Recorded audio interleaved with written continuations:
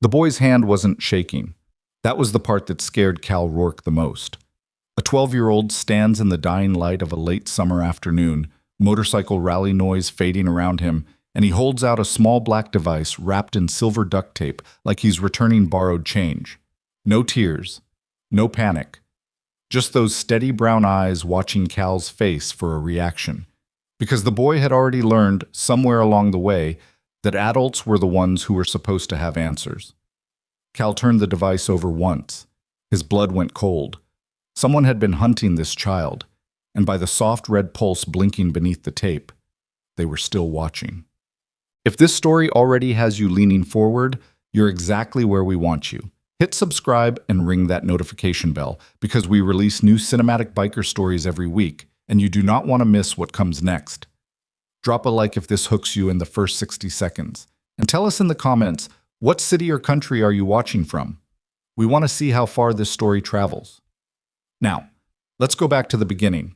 The rally had been running since 10 in the morning, and by 4 in the afternoon, the parking field outside Ash Hollow smelled like exhaust, funnel cake grease, and the particular brand of freedom that only exists when several hundred motorcycles are idling in the same open space under a sky going gold at the edges. Cal Rourke had been standing near the tree line for the better part of an hour, nursing a paper cup of coffee that had gone cold 30 minutes ago, watching the crowd the way a man watches weather when he doesn't trust the forecast. Not paranoid, not searching for anything specific, just watching. It was a habit that had survived 2 combat deployments, 14 years of riding with the Iron Covenant MC, and 1 marriage that hadn't made it past the 2nd deployment. The watching was just part of him now, like the scar tissue across his left knuckles, or the way his right knee clicked going downstairs. The Iron Covenant had a row of bikes near the center display, 8 machines lined up with the kind of quiet authority that didn't need a sign. People gave them space, not because they were afraid exactly, more the way people give space to a storm cellar door when they can smell lightning in the air. The club's reputation in this part of the state wasn't loud. It wasn't painted on walls or shouted in bars. It was the kind of reputation that moved through communities the way water moves through stone, slowly and permanently. Cal was road captain, had been for 6 years. The title meant he was responsible for route safety, convoy logistics, and, in practice, being the first one to notice when something was wrong before anyone else thought to look. He noticed the boy about an hour before the boy approached him. The kid had been circling the bike display with the careful attention of someone who actually understood what he was looking at, not a tourist eyeballing chrome and paint. He was reading engine configurations, checking tire wear patterns, studying handlebar setups with the focused squint of a kid who'd spent serious time in a garage. 12, maybe 13, narrow-shouldered, wearing a faded blue jacket 2 sizes too big that had probably belonged to someone taller. He kept his hands in his pockets even when he clearly wanted to reach out and touch something, which told Cal something about how the boy had been raised. You don't touch what doesn't belong to you without permission. What Cal couldn't figure out was why the kid kept looking over his shoulder. Not the casual look of someone expecting a parent. This was the sideways glance of a person checking to see if they'd been followed. A specific kind of vigilance that Cal recognized because he'd seen it on soldiers coming back from places where threat assessment became as automatic as breathing. He'd seen it on abuse survivors, on people who'd spent too long in circumstances that rewarded constant alertness. He had not expected to see it on a 12-year-old at a charity motorcycle rally in a mountain town on a Saturday afternoon. He filed it, kept watching. The rally began winding down around 4:30. Vendors started folding tables. Families drifted toward parking lots. The Iron Covenant riders began the slow ritual of pre-departure checks, kickstands, mirrors, leathers zipped against the chill coming down off the ridge. Cal was draining the last of his cold coffee when he heard boots on gravel behind him and turned to find the boy standing 3 feet away, close enough that he'd crossed the distance without Cal seeing him move, which was either impressive or concerning or both. The kid's jaw was set. Whatever he was about to do, he'd made the decision and wasn't backing off it. "Sir," Cal waited. I don't know if this matters." The boy pulled his right hand from his jacket pocket. "But this was taped under my bike. I found it this morning when I was cleaning the frame. I thought it was trash, but then I looked it up and I think it might be..." Cal took the device from his hand. Small. Black. Wrapped in 3 tight loops of silver duct tape, but not so tight that it obscured the shape. He'd seen this form factor before. Compact, magnetic mount, battery-powered. Not consumer hardware. The kind of unit that ran on a proprietary network, extended battery, update intervals tight enough to track a moving target with precision. He turned it over. The light on the underside was blinking red. Slow, steady pulse. Still active. Still transmitting. Cal's face didn't change. He'd spent enough years in environments where your face was a liability to have burned the reflex out of himself long ago. But something inside his chest went very quiet. That specific stillness that preceded clarity, the way the air goes flat before a pressure change. His eyes moved in one controlled sweep across the field. Trees to the east. Road access to the south. 2 vehicles he didn't recognize parked at the far edge of the field with sight lines to where they were standing right now. He took one slow breath. "What's your name?" he said. "Noah. Noah Mercer." "Where's your bike, Noah?" "Over by the small display. Near the fence." "Your parents here?" The boy's expression shifted. Something tightened around his eyes. "My grandmother dropped me off. She went to get groceries. She's coming back at 5. "Okay." Cal palmed the device, kept his hand loose at his side, and turned just enough to catch the eye of Dex Okafor, who was strapping a saddlebag 40 feet away. Dex had served 2 tours as an Army Ranger before an IED put shrapnel in his hip and sent him home to a VA system that treated him like a case number. He'd been riding with the Covenant for 9 years. He read Cal's expression across the distance and immediately stopped what he was doing. Cal looked back at the boy. "You did the right thing bringing this to me. Is it bad?" Cal considered the question for exactly as long as honesty required. "It's something we're going to handle. That's all you need to know right now." Noah Mercer looked at him for a long moment. Then he nodded, slow and deliberate. The nod of someone who'd learned to evaluate whether trust was being offered genuinely or as a management technique. Something in Cal's chest pulled tight, recognizing that calculation in a kid's face. Within 8 minutes, Cal had quietly gathered 4 riders off the field without drawing attention. Dex, Mara Voss, who'd done 6 years as a Navy corpsman before the Covenant found her drinking herself into a wall in Reno. Hatch Boland, who was the closest thing to a mechanical genius Cal had ever met, and who also happened to have done 3 years in federal corrections before he got clean and found the Brotherhood. And Priest, nobody used his real name, a former Army intelligence analyst who now rode sweep and whose particular skill set included knowing exactly what kind of hardware a person was looking at when they didn't want to be identified. They gathered around the side of the equipment trailer, away from the dwindling crowd. Cal held up the device without commentary. Priest looked at it for 4 seconds. "That's a TAC-Link unit. Military-grade contractor hardware. You don't buy this at a sporting goods store." "Who does?" "Private security firms, bail enforcement, organized surveillance operations." Priest kept his voice flat and informational the way he always did, like he was delivering a briefing instead of a threat assessment. "Whoever planted it isn't playing." Mara had been watching Noah through the trailer gap. The boy had drifted back toward the fence but hadn't gone far, and he kept glancing back at them with those steady brown eyes. "How long has it been on the bike?" "He doesn't know," Cal said. "He only found it this morning." Dex was already thinking tactically. "If it's still transmitting, whoever owns it is tracking the signal. They know it's stationary right now. If it suddenly moves, they'll move with it," Cal finished, "or come to where it is." There was a short silence, not the silence of people avoiding the weight of a situation. The silence of people who'd been in enough hard places to let reality settle without flinching from it. "We need to pull the bikes off the field," Cal said. "All of them, quietly. Standard maintenance rotation. Nobody bats an eye at that. Mara, I need you to stay with the boy. Don't make it obvious. Just be near him. If anyone approaches who isn't Covenant, you know what to do." Mara nodded once and moved without another word. "Hatch, I need you to clone this thing if you can. If you can't clone it, we strip the battery and attach it to one of the trailer wheels.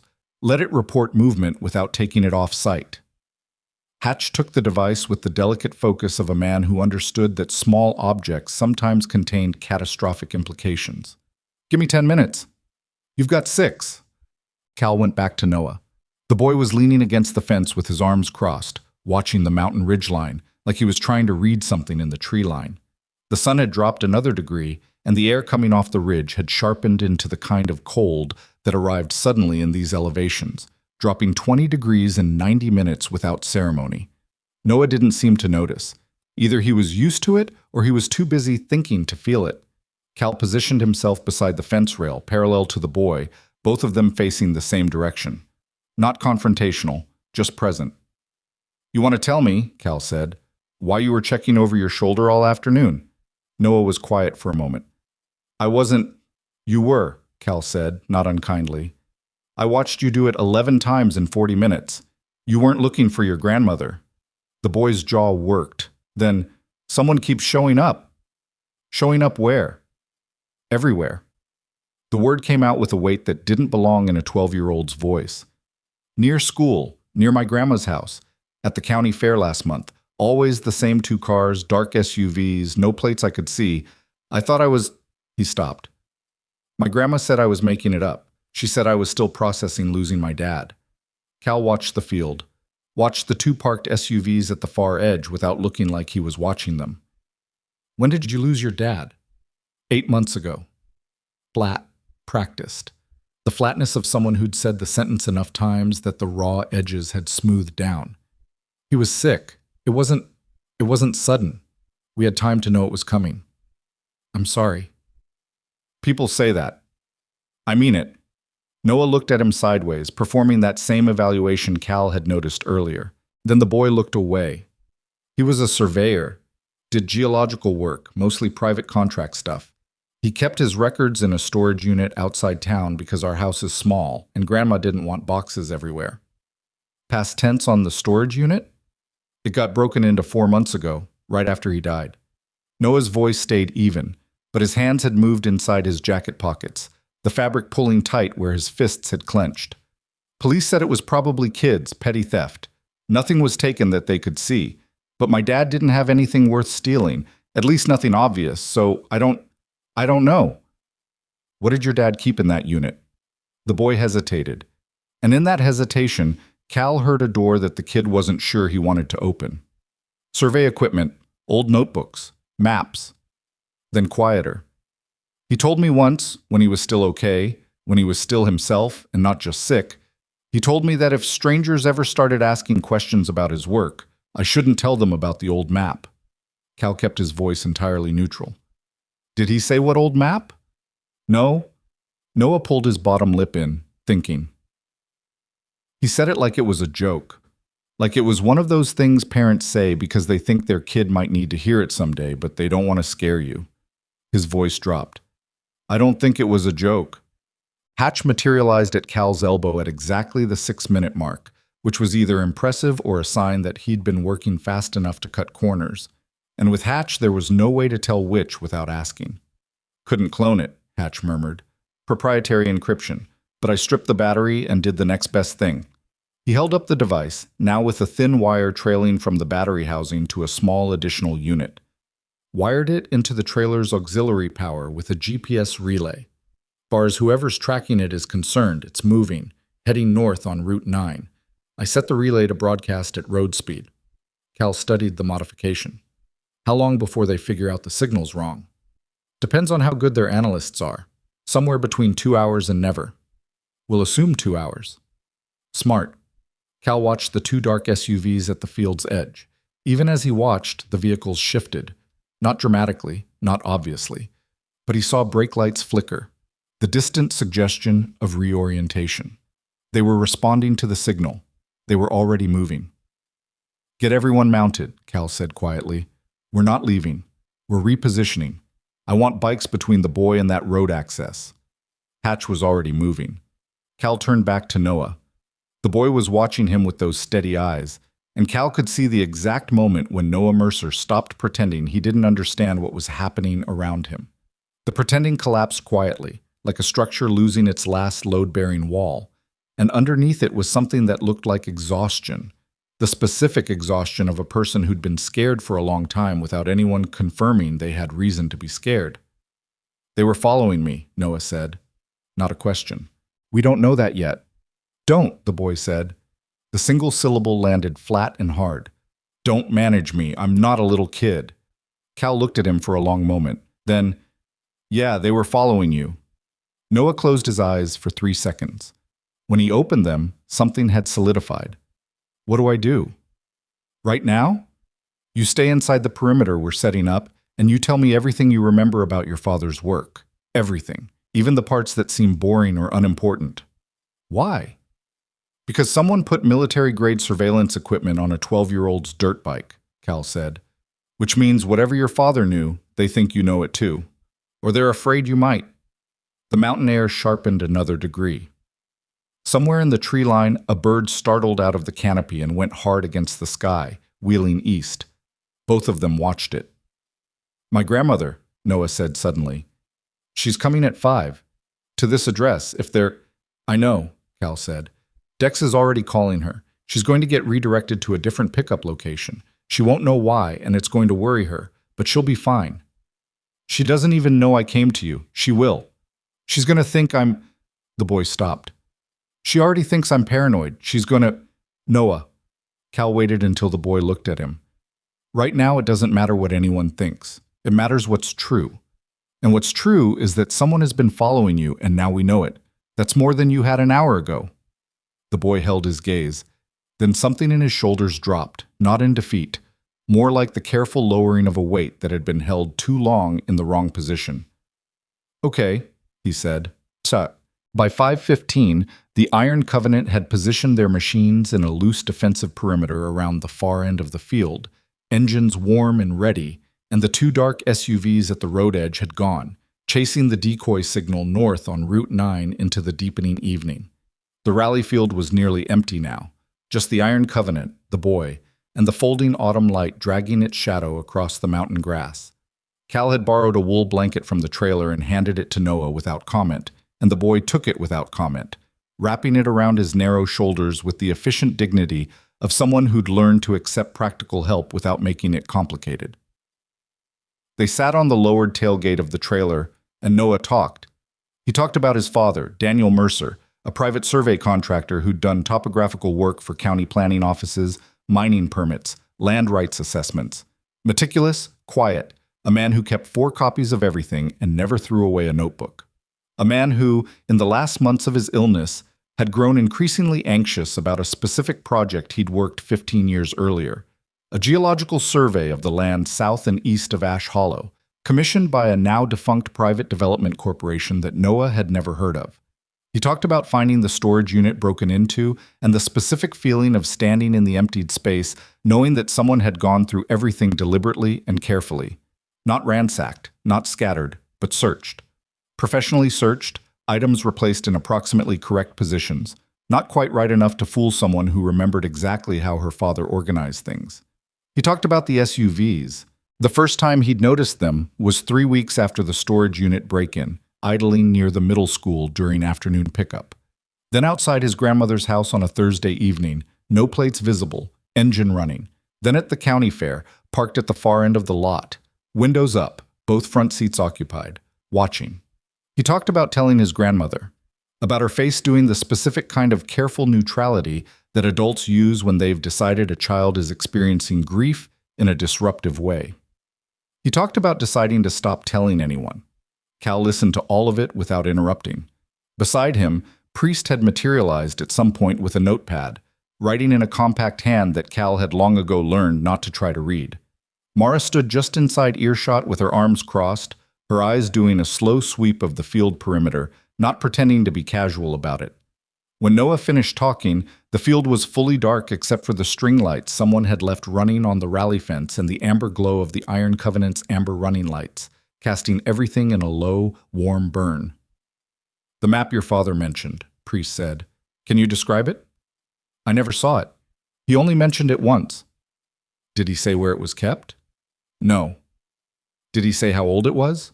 Noah frowned. He called it the old map, like it predated him, like he'd found it or inherited it, not made it himself. Priest wrote something. His face was unreadable in the amber light. What kind of survey work was he doing 15 years ago? Cal asked. He didn't really talk about specific projects. But I remember him mentioning once, I was like 4 or 5, so I don't know why I remember it. He was on the phone and he was upset. He said something about underground access and legal exposure, and Noah stopped, pressed his lips together. He said, they already buried it once, they'll bury it again. I didn't know what that meant. I just remembered it because he never talked like that. He was a quiet person. Cal and Priest exchanged a look across the boy's head. What? Noah said immediately. What does that mean? It means, Cal said, we're going to need to look at your father's remaining belongings. I already told you the storage unit was cleaned out. Professionally searched, Cal said, which means whoever did it was looking for something specific. Specific enough that they took what matched their criteria and left what didn't. Which means there's a reasonable chance your father hid the most important things somewhere the search pattern wouldn't reach. Noah was quiet for a long moment. The string lights on the rally fence buzzed softly in the mountain wind. He had a workshop, the boy said finally. At my grandma's house. In the basement. She didn't let the sheriff's people look at it because she said it wasn't part of the storage unit investigation, and they didn't push. She hasn't touched it since he died. She's been protecting it, Mara said, from her position at the perimeter. Not unkind, just steady. She doesn't know that, Noah said. It's all she has left of him. The wind came down off the ridge with a sound like paper tearing, and the string lights swayed in their loops, and Cal watched Noah Mercer stare at his own hands for a moment, with an expression that was trying very hard not to be devastated, and mostly succeeding. We're going to take you to your grandmother, Cal said. Tonight. One of our riders will follow at distance. We're not going to tell you nothing is wrong, because something clearly is. But you're not in this alone anymore. Noah looked up at him. Why? The boy said, the single word carrying more weight than it looked like it should. Why you? Why this? Why are strangers choosing to stand between me and whatever this is when everyone I already knew decided not to? Cal had answers for tactical questions, for threat assessments and convoy routes and encrypted hardware. He had fewer answers for this. Because you did the right thing, he said finally. You brought it to us. That matters. Noah held his gaze for a long moment. Then he nodded, slow and deliberate, and looked back out at the dark mountain field where Iron Covenant machines sat idling in the amber dark like a low wall between him and everything he didn't know was coming. He didn't know what was waiting at his grandmother's house. He didn't know that Priest was already running a quiet trace on the defunct development corporation from his phone, and that what he was finding was making the former intelligence analyst's jaw set in a way that Cal had only seen twice before, both times before things went very badly wrong. He didn't know that the 2 dark SUVs had already turned around on Route 9, that they'd recognized the decoy signal for exactly what it was, and that the person on the other end of that tracker was not willing to lose Noah Mercer a second time.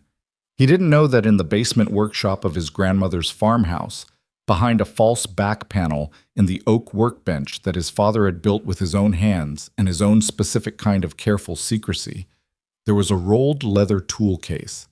And inside that tool case was something that people had already killed to keep buried. The motorcycles idled in the dark. And somewhere down the mountain road, headlights that belonged to no one good were turning back toward Ash Hollow. The ride down the mountain took 11 minutes.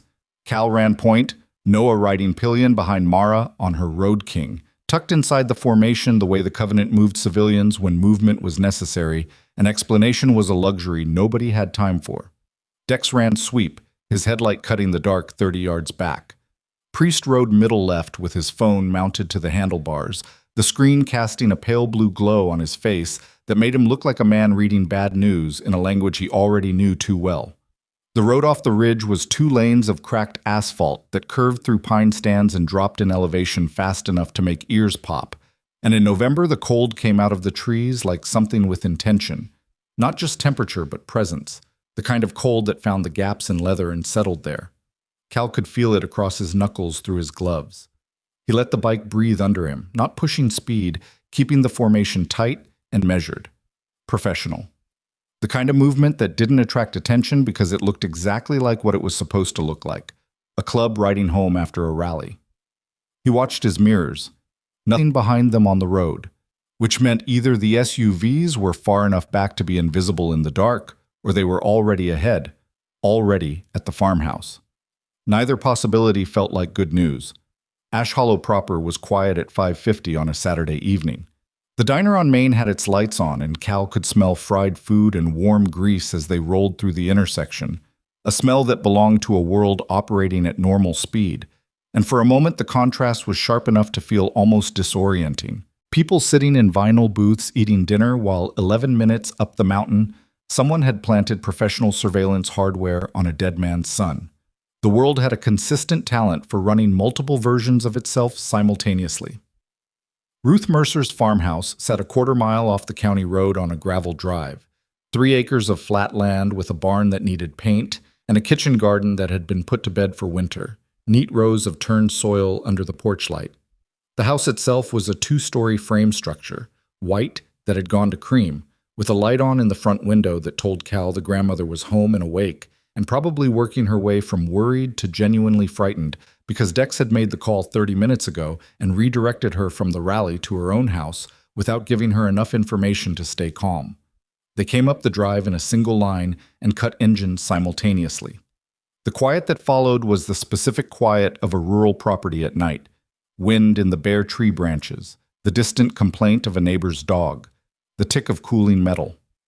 Cal dismounted and had his helmet off before the kickstand was fully settled. Ruth Mercer was already on the porch. She was a small woman, mid-60s, with the particular posture of someone who'd spent decades being the person everyone else leaned on. Her hair was silver and pinned back, and she was wearing a cardigan over a house dress, and her hands were gripped together in front of her with a force that whitened her knuckles. Her eyes went to Noah first, a fast inventory sweep, checking him for damage, and then moved to Cal with an expression that was simultaneously grateful and furious and terrified in a combination he'd seen before in parents and grandparents and people who loved someone they couldn't protect. "He's fine," Cal said before she could speak. "He did everything right." "What is happening?" Ruth Mercer said. Not a question. The voice of someone who had decided that a question implied uncertainty, and she was done being uncertain. "Mrs. Mercer, my name is Cal Rourke. I'm road captain for the Iron Covenant. Can we go inside?" Her eyes moved across the bikes, across the riders, across the logos on the cuts. He could see her calculating something. Fear against necessity, pride against the evidence of her own porch light, which was showing her that her grandson had arrived surrounded by people who were clearly organized and alert, and treating the situation with the seriousness she'd been told for weeks wasn't warranted. "Come in," she said. The farmhouse kitchen smelled like coffee and dried herbs and the particular warmth of a wood stove being run at steady temperature, and under any other circumstances it would have been the kind of room Cal would have felt comfortable in. Old table, 6 mismatched chairs, a shelf of canning jars, a calendar on the wall from a local feed supply company. The kind of kitchen that accumulated meaning slowly over decades.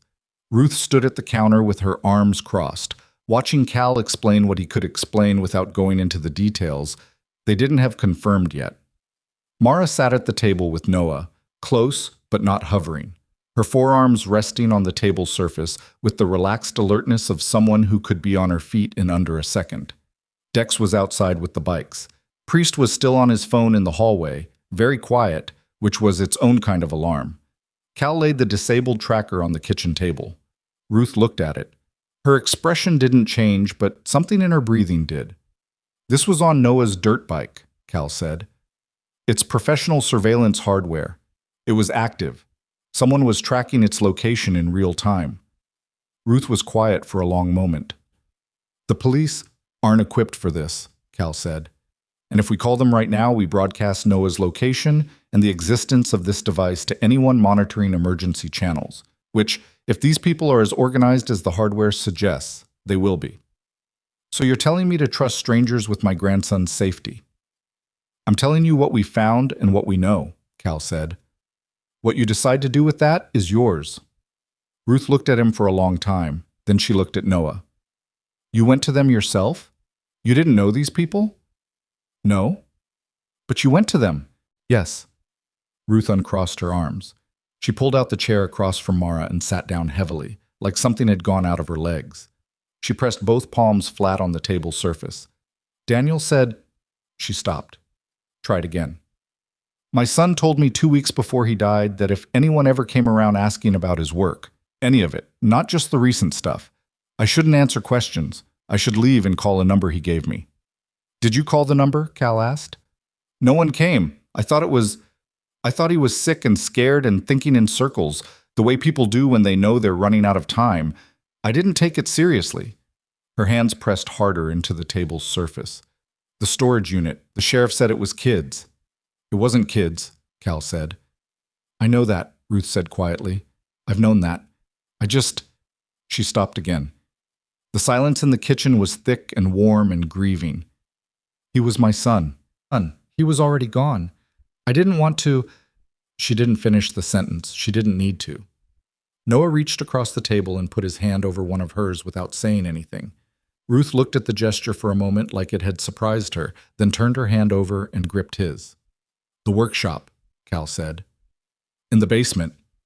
Noah mentioned his father used it. We'd like to look at it. Ruth's grip on Noah's hand tightened slightly. Then she nodded. I'll take you down.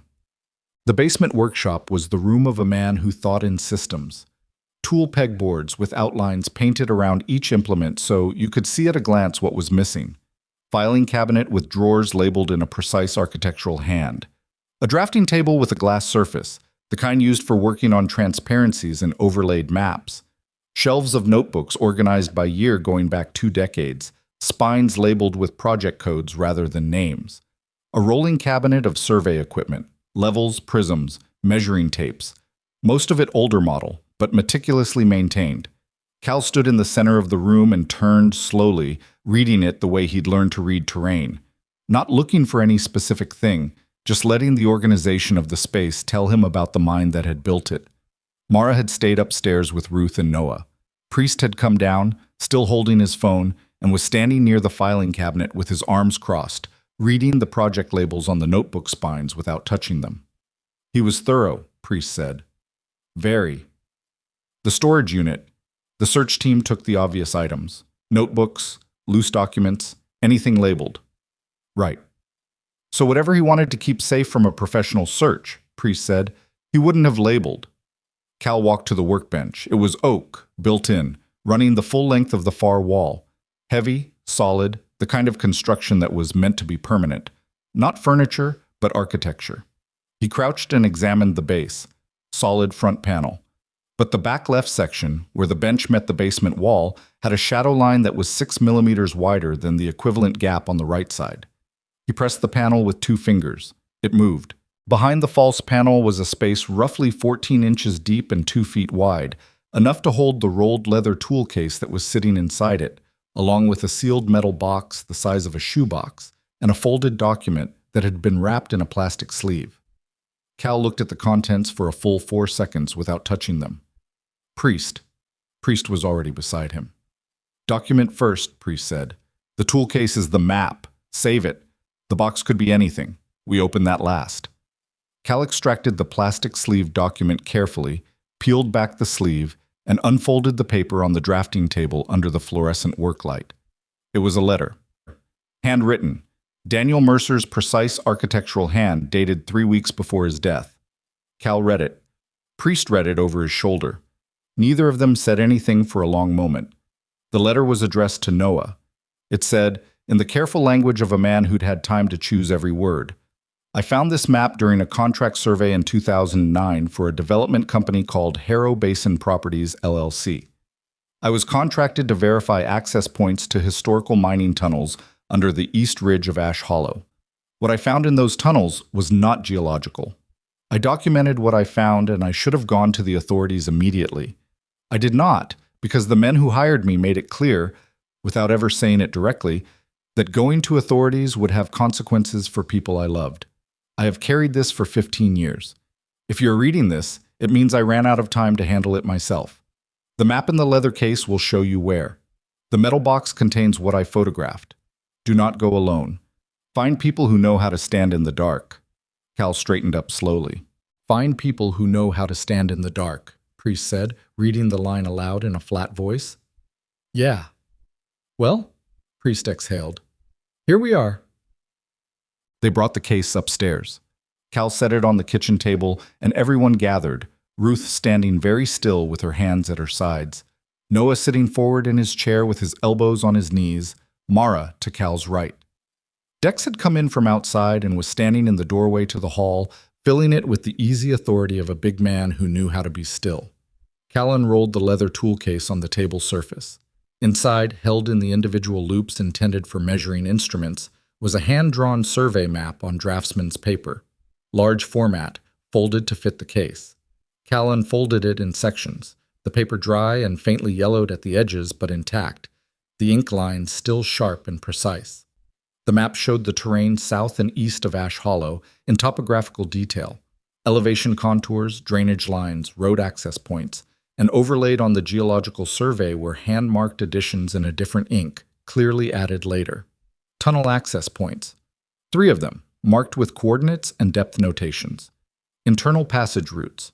And at the eastern end of the longest tunnel system, a notation that read simply, HBP cache, estimated cubic volume 40 E3, contents per attached documentation. 40 cubic meters was a significant volume. HBP, Mara said, Harrow Basin Properties. The development company, Priest said, which, for what it's worth, he looked at his phone, was dissolved in 2011 following the sudden departure of 3 of its 4 principals. The 4th principal, a man named Garrett Voss, went on to found 2 subsequent companies, both of which held federal construction contracts, both of which have since been investigated by the Inspector General's office, neither investigation ever resulting in charges. The kitchen was quiet except for the wood stove. "What's in the tunnels?" Ruth said. It wasn't directed at anyone specifically. It was the kind of statement that was really a question that nobody wanted to be the one to answer. Cal looked at the metal box on the table, which they hadn't opened yet. He opened it now. Inside were photographs, printed on standard photo paper, dated in the margin in Daniel Mercer's hand, October 2009. The images showed the interior of tunnel spaces, rough stone walls, electric lighting on temporary rigging, and in the foreground of most images, crates and sealed containers stacked in careful arrangements. Some crates bore military-style stenciling, others were unmarked. Several photographs showed manifest documents laid flat for documentation, the text too small to read in the prints but clearly legible in the original digital files that presumably existed somewhere. And in the final photograph, a face, partially turned away, but recognizable. A man in a hard hat gesturing at a clipboard, identified in Mercer's careful notation on the photo back, G. Voss. OST 14, 2009. Priest looked at the photograph for a long time. "This is enough," he said finally.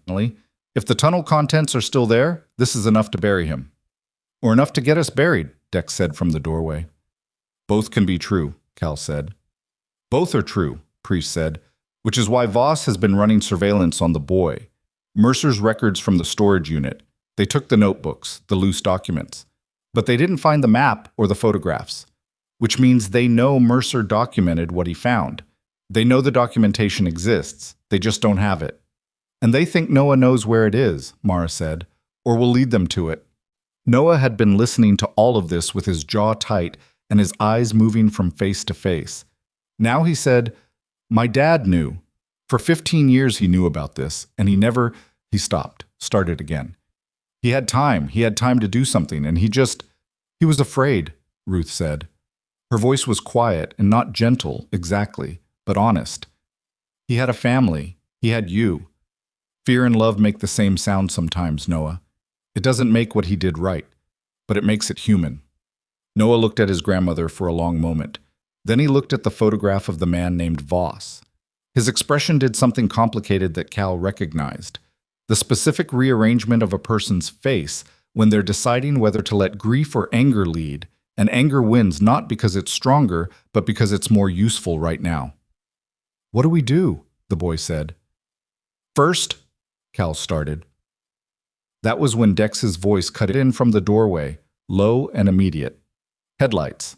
Coming up the drive. Moving fast." The next 4 minutes were controlled chaos of the specific kind that happens when trained people operate under pressure. Not frantic, not frozen, but compressed. Cal's voice. "Noah, Ruth, back of the house. Mara, take them." Mara was already moving, one hand on Noah's shoulder, steering without grabbing. "Dex, back door clear." "Checking." The sound of Dex moving through the hallway, fast. Priest was folding the map, replacing photographs, closing the metal box with precise movements, working fast, but not rushing. He rolled the leather tool case and tucked it under his arm. Evidence first, he said, mostly to himself. Cal killed the kitchen lights. The farmhouse went dark except for the faint orange from the wood stove's ventilation gap and the headlights now flooding the front windows with white. 2 vehicles. Coming up the gravel drive at a speed that was not the speed of someone who was uncertain about whether they had the right address. Cal positioned himself against the wall beside the front window and looked out through the edge of the curtain. 2 dark SUVs, same profile as the ones at the rally field. They stopped 30 yards from the house, and the headlights stayed on. Deliberate, blinding, a technique he recognized. Disorienting the people inside before approach, controlling the field of vision. 3 out of the first vehicle, he said quietly. Can't see the second clearly. Back is clear, Dex's voice from the hall. For now. They'll have someone circling. I know. Cal pulled back from the window. The rational calculation was simple, and it went like this. The Iron Covenant had 6 riders on site. They were on unknown ground in a dark farmhouse. The opposition had at minimum 4 people, possibly more, and the people they were protecting included a 60-something woman and a 12-year-old boy.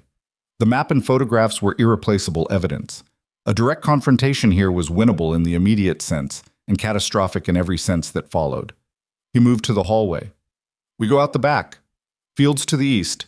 We get Noah and Ruth to the barn, and we move the bikes through the access road I saw off the county road. They'll hear the engines, Priest said. Yes. We have about 30 seconds from ignition to when they cut off the access road. 25, Cal said. Which is why we move now, shout. What happened in the next 90 seconds was the kind of thing that looked nothing like movies and everything like training.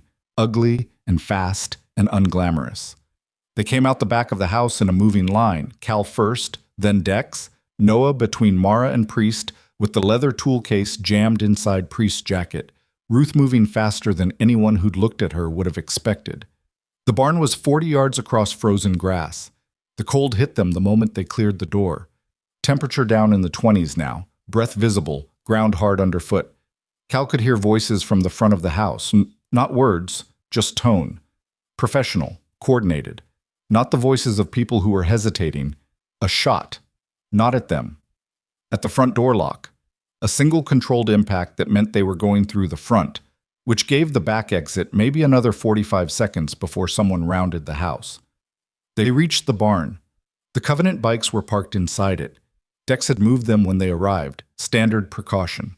Cal mounted fast, no time for helmet, and felt the engine catch under him with the reliable violence of a machine that didn't know or care about any of this. It just ran because that's what it did.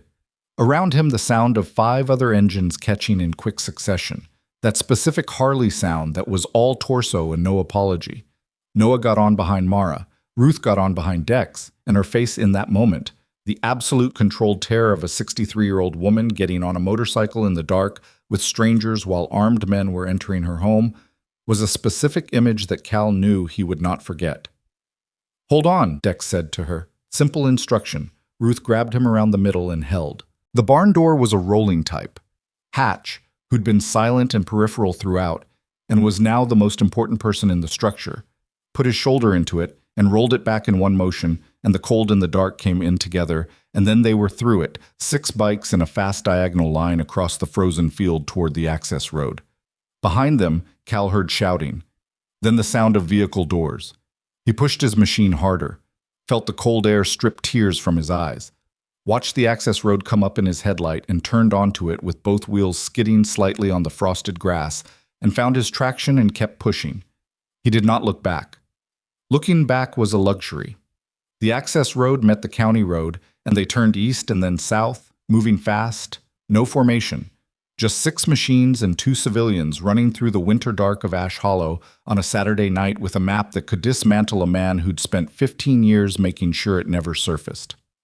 They didn't stop until they were 12 miles south of town, at a roadside rest stop that was closed for the season, concrete picnic tables and dark restroom facilities and a parking lot with no cameras that Priest had identified on his way into Ash Hollow that morning from force of habit, because Priest's force of habit was to always know where the dark spots were. They pulled in and killed engines, and the silence was enormous. Ruth was the first one off a bike.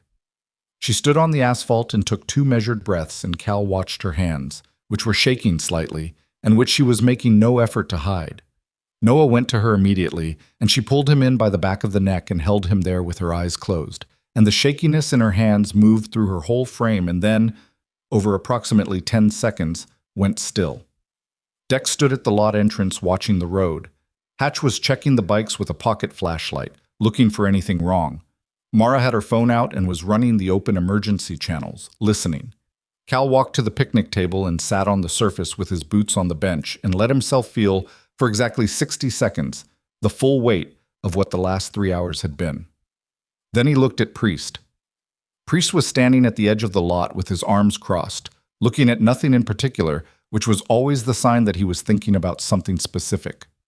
"Talk," Cal said. Priest turned. "Voss isn't acting alone. You don't maintain a surveillance operation on a dead man's kid for 8 months with 2 professional crews just because you're one guy with resources. This is organized. This has structure. This has—" He paused.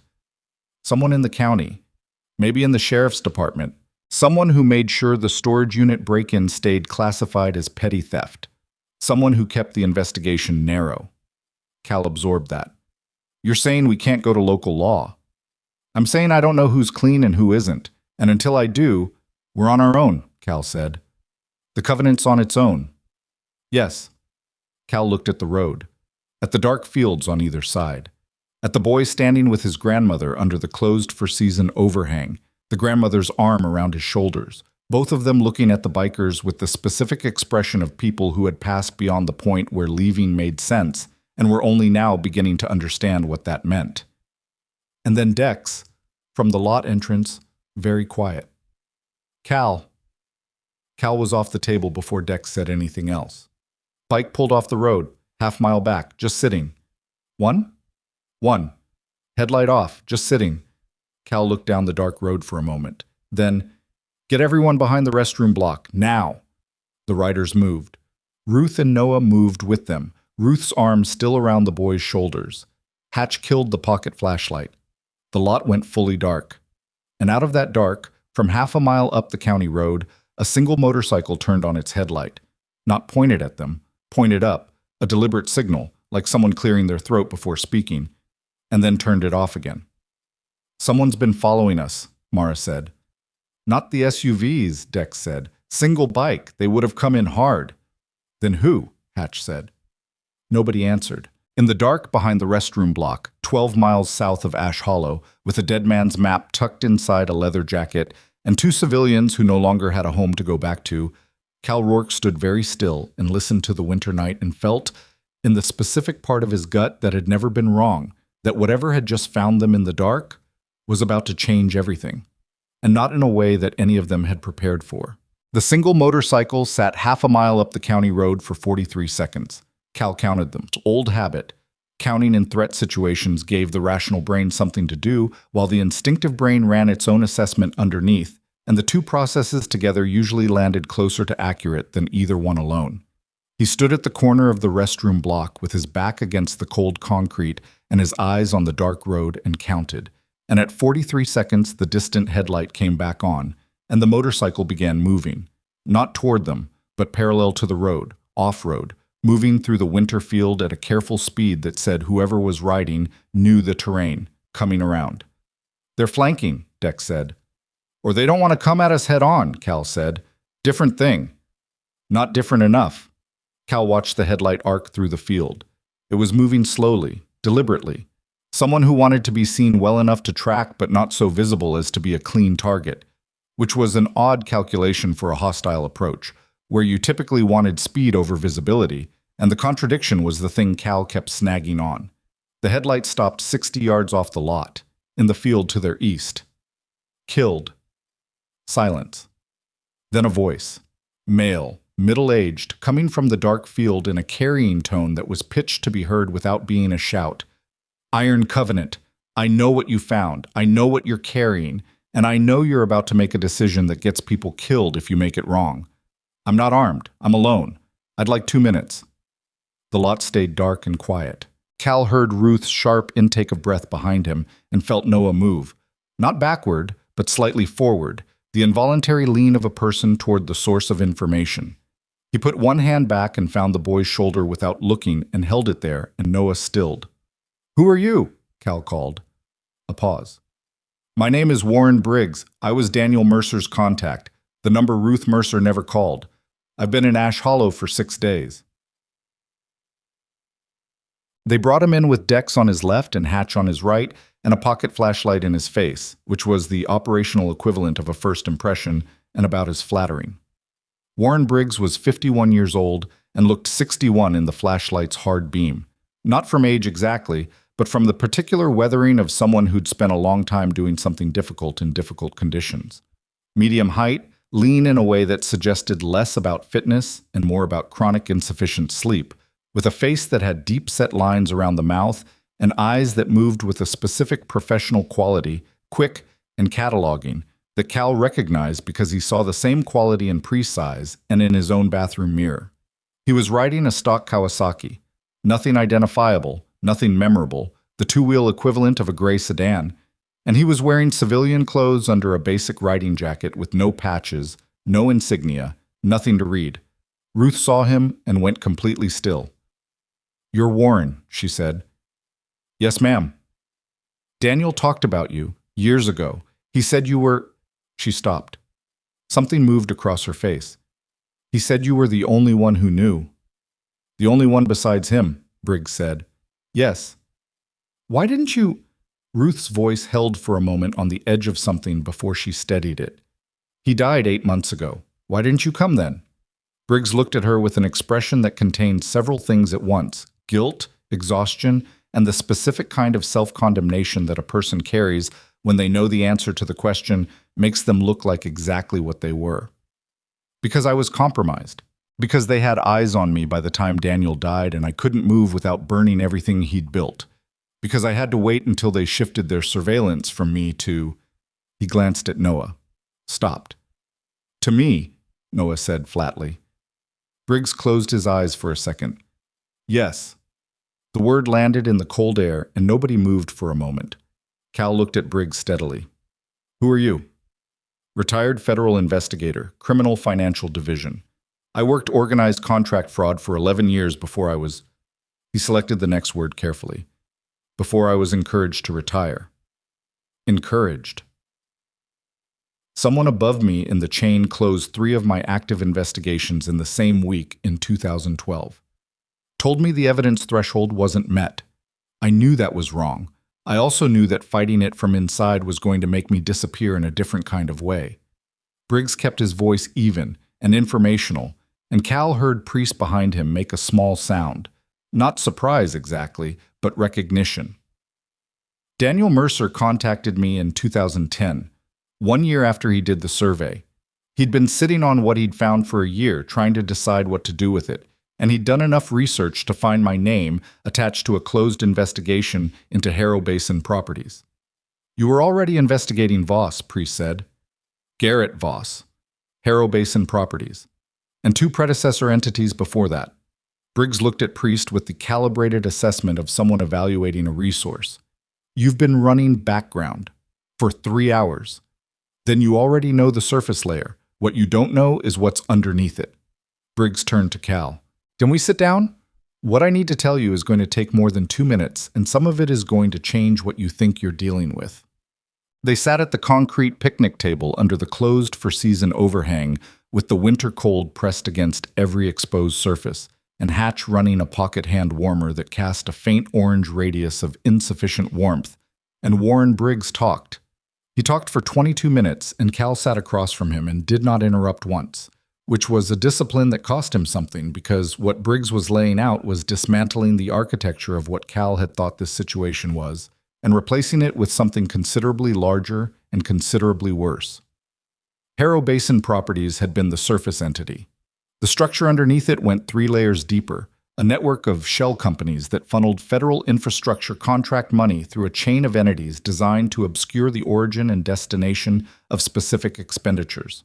Over a period of 7 years, between 2004 and 2011, Approximately $42 million in federal contract funds had been diverted, laundered, and used to purchase and transport a combination of materials, military surplus weapons, industrial equipment with dual-use applications, and a class of financial instruments called bearer bonds that no longer legally existed in the United States, but that someone had continued manufacturing and distributing through channels that were not discussed in polite company.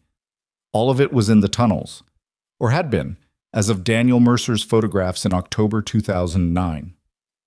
The bearer bonds alone, Briggs said, had a face value at time of burial of roughly $19 million. The weapons, older stock, military surplus, nothing exotic, maybe $4 million in black market value. The rest of the physical material was documentation, paper trails, manifests, records of transactions and payoffs going back to 2001. Records of payoffs to who? Cal said. Briggs put both hands flat on the concrete table surface, a gesture that was almost the mirror of Ruth in her kitchen an hour ago. To a sitting United States senator, and to a deputy director of the agency that was, at the time, overseeing the contracts being defrauded. The picnic table was quiet. The senator, Priest said. Is he still sitting? Different seat. He moved to a federal appointment in 2019. He currently oversees infrastructure funding allocation for 3 western states. Briggs's voice was entirely without inflection, which is why Voss has spent 15 years making absolutely certain those tunnels stay buried. The senator needs them buried, and the senator has the kind of resources that make Garrett Voss look like a regional subcontractor. Cal looked at Mara. Mara was looking at Briggs with an expression that was doing the specific work of someone metabolizing a very large piece of information very quickly. Then she looked at Cal, and something passed between them that didn't require language. The people who came to the farmhouse tonight, Cal said, they're not Voss's private crew. Some of them are. Some of them are contractor security with a federal adjacent origin that I'd rather not name at a picnic table. Federal adjacent. Deniable. Well-funded. Effective. Briggs looked at the dark road. I've been watching them for 3 years. They're not going to stop. And they are not, I want to be very clear about this, they are not going to respond to a local law enforcement intervention. If you called the Ash Hollow sheriff right now, the best-case scenario is nothing happens. The more probable scenario is that call gets flagged, traced, and before morning you have a different kind of problem. The sheriff, Dex said from behind Cal. Someone in that office, Briggs said. I don't know who specifically, but the storage unit investigation being classified as petty theft was not an accident. Dex made a sound that wasn't quite a word. Cal sat with all of it for a moment. The map in Priest's jacket, the photographs in the metal box, 15 years of buried evidence, a senator, a dead surveyor who'd spent a year deciding what to do, and then spent 14 more years deciding not to do it, and then died with the decision still unresolved, a 12-year-old boy who'd been carrying surveillance hardware on his dirt bike for an unknown number of weeks, and felt, in the specific interior way of a man who'd been in enough situations to know what this kind of weight felt like, that they had passed far beyond the kind of territory where the right call was anything resembling cautious. What do you need? He said to Briggs. Briggs blinked, as if the question, asked that directly without negotiation, had surprised him. The map, the photographs, and access to the tunnels themselves, physical confirmation that the cache is still there. Without physical evidence in hand, everything Daniel documented is circumstantial. You want to go into the tunnels? I need someone to go into the tunnels.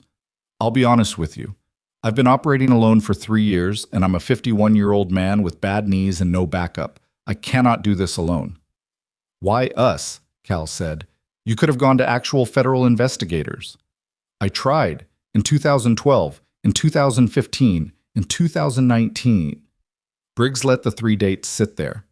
The first time my case got closed. The second time, the investigator I contacted was transferred to a field office in Alaska within a month. The third time, he stopped. His jaw worked briefly. The third time, the contact I used disappeared.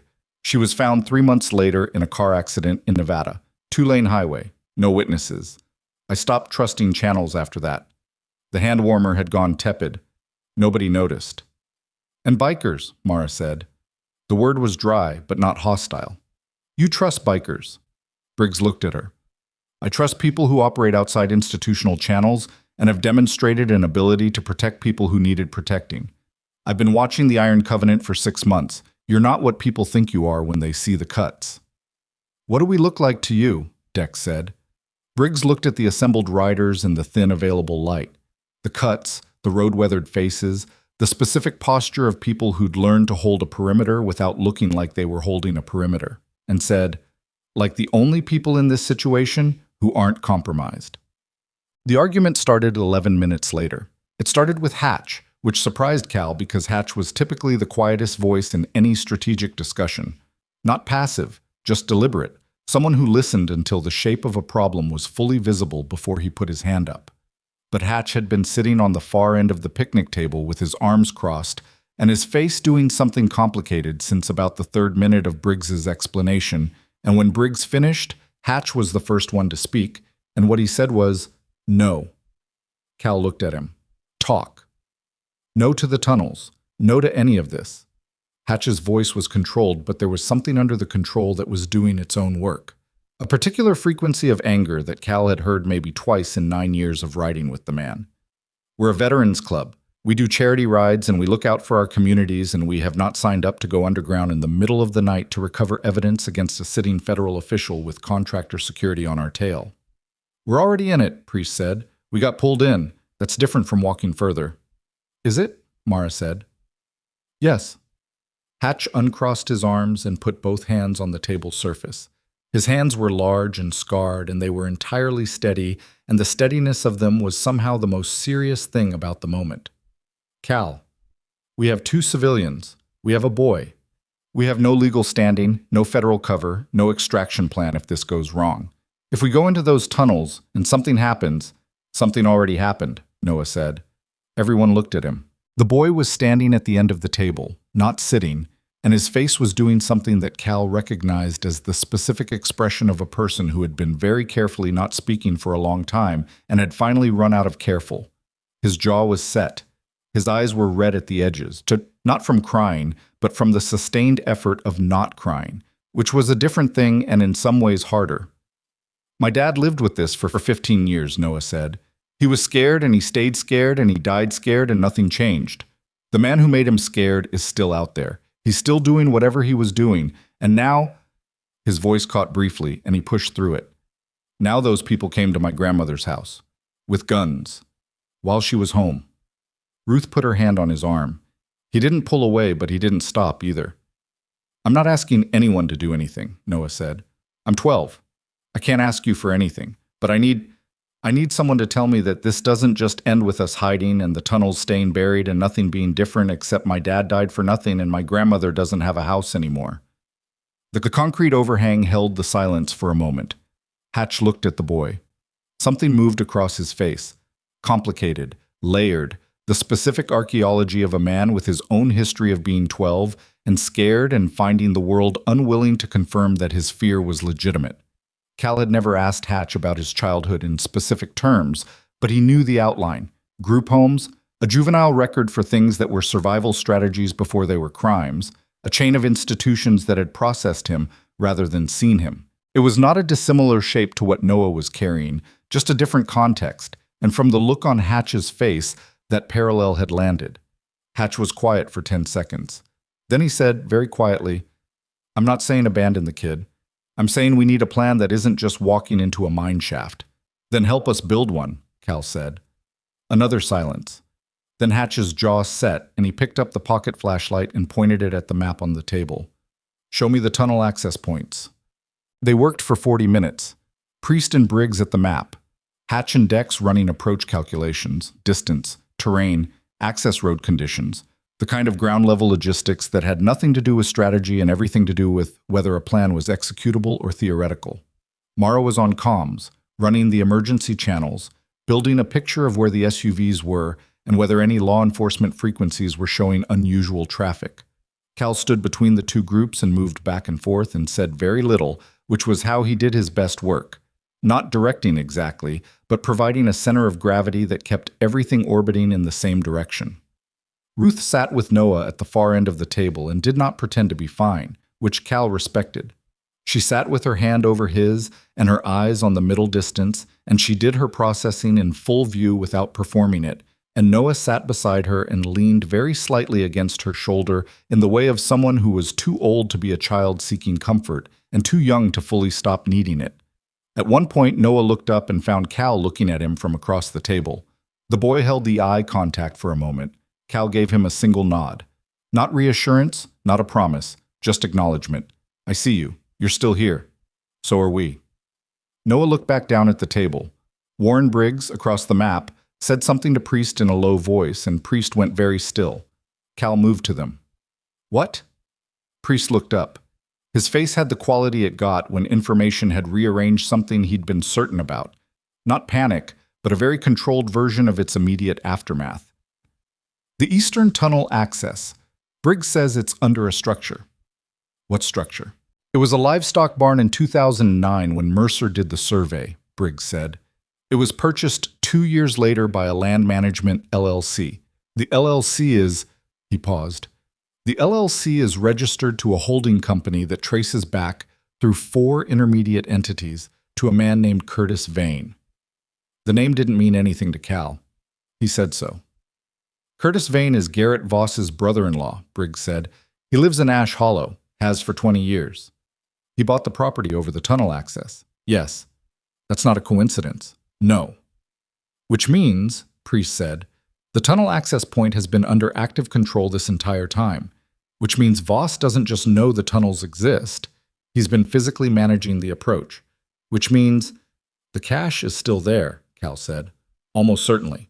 If they'd moved it or destroyed it, there'd be no reason to maintain control of the access point. Cal absorbed that.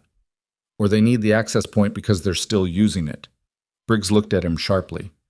That's a possibility I've been trying not to land on. But bearer bonds from 2009 have a maturation window. Some of them would have been expiring over the last 5 years. If someone has been liquidating them in stages, small enough amounts to avoid triggering thresholds, the operation is still active, Priest said. It never stopped. The cold from the fields came through the overhang and found them all simultaneously, and nobody moved. 42 million in 2009, Cal said. What's the current exposure?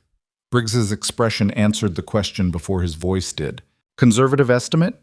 If the operation has continued at anything approaching its original pace, and if the political protection has allowed it to scale, we could be looking at north of 150 million over the full timeline, possibly more. That's not a buried crime, Dex said from behind Cal. That's an ongoing enterprise. Yes. Which means the people protecting it have been actively protecting it, actively, for 15 years. At minimum. Dex let out a long breath through his nose. That senator. Yes. He's not protecting old dirt. He's protecting a current income stream. Which is considerably more motivating, Briggs said, than protecting historical wrongdoing. The moment the shape of it became fully clear, everything changed. Not the facts. The facts had been what they were from the moment Cal had held the blinking tracker in the rally field. But the scale, the reach, the specific quality of what was pressing against them in the dark. Cal walked to the edge of the lot and stood on the asphalt with his back to everyone and looked at the winter field and gave himself 90 seconds. He thought about the 2 deployments, about the specific experience of being in a situation where the enemy's resources so far exceeded his team's that the tactical math was essentially a joke, and the only remaining question was what you were going to do about that. He'd learned in those environments that the size of the opposition was not the relevant variable.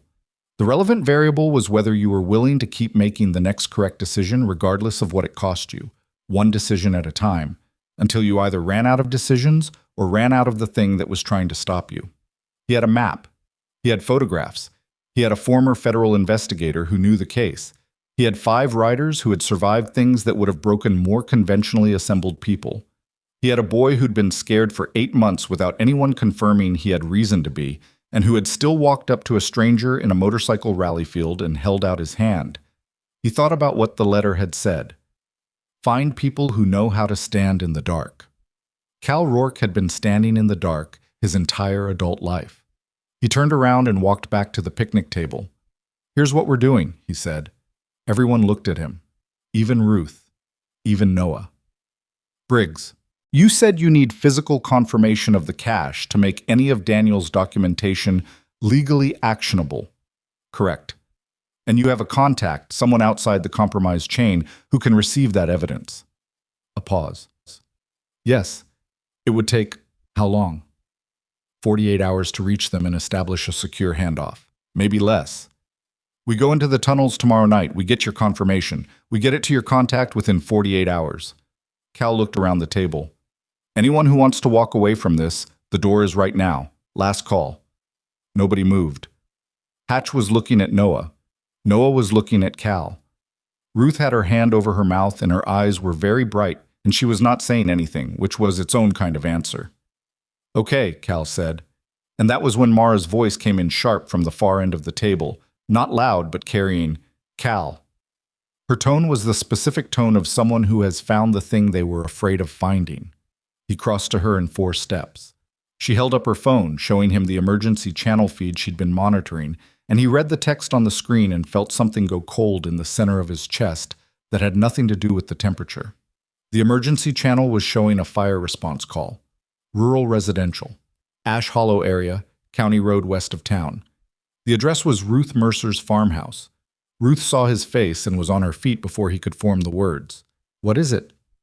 Cal looked at her and did not manage the information and did not soften it because there was no soft version of it. Your house, he said. There's a fire. Ruth Mercer made a sound that was not a word and was not quite a cry.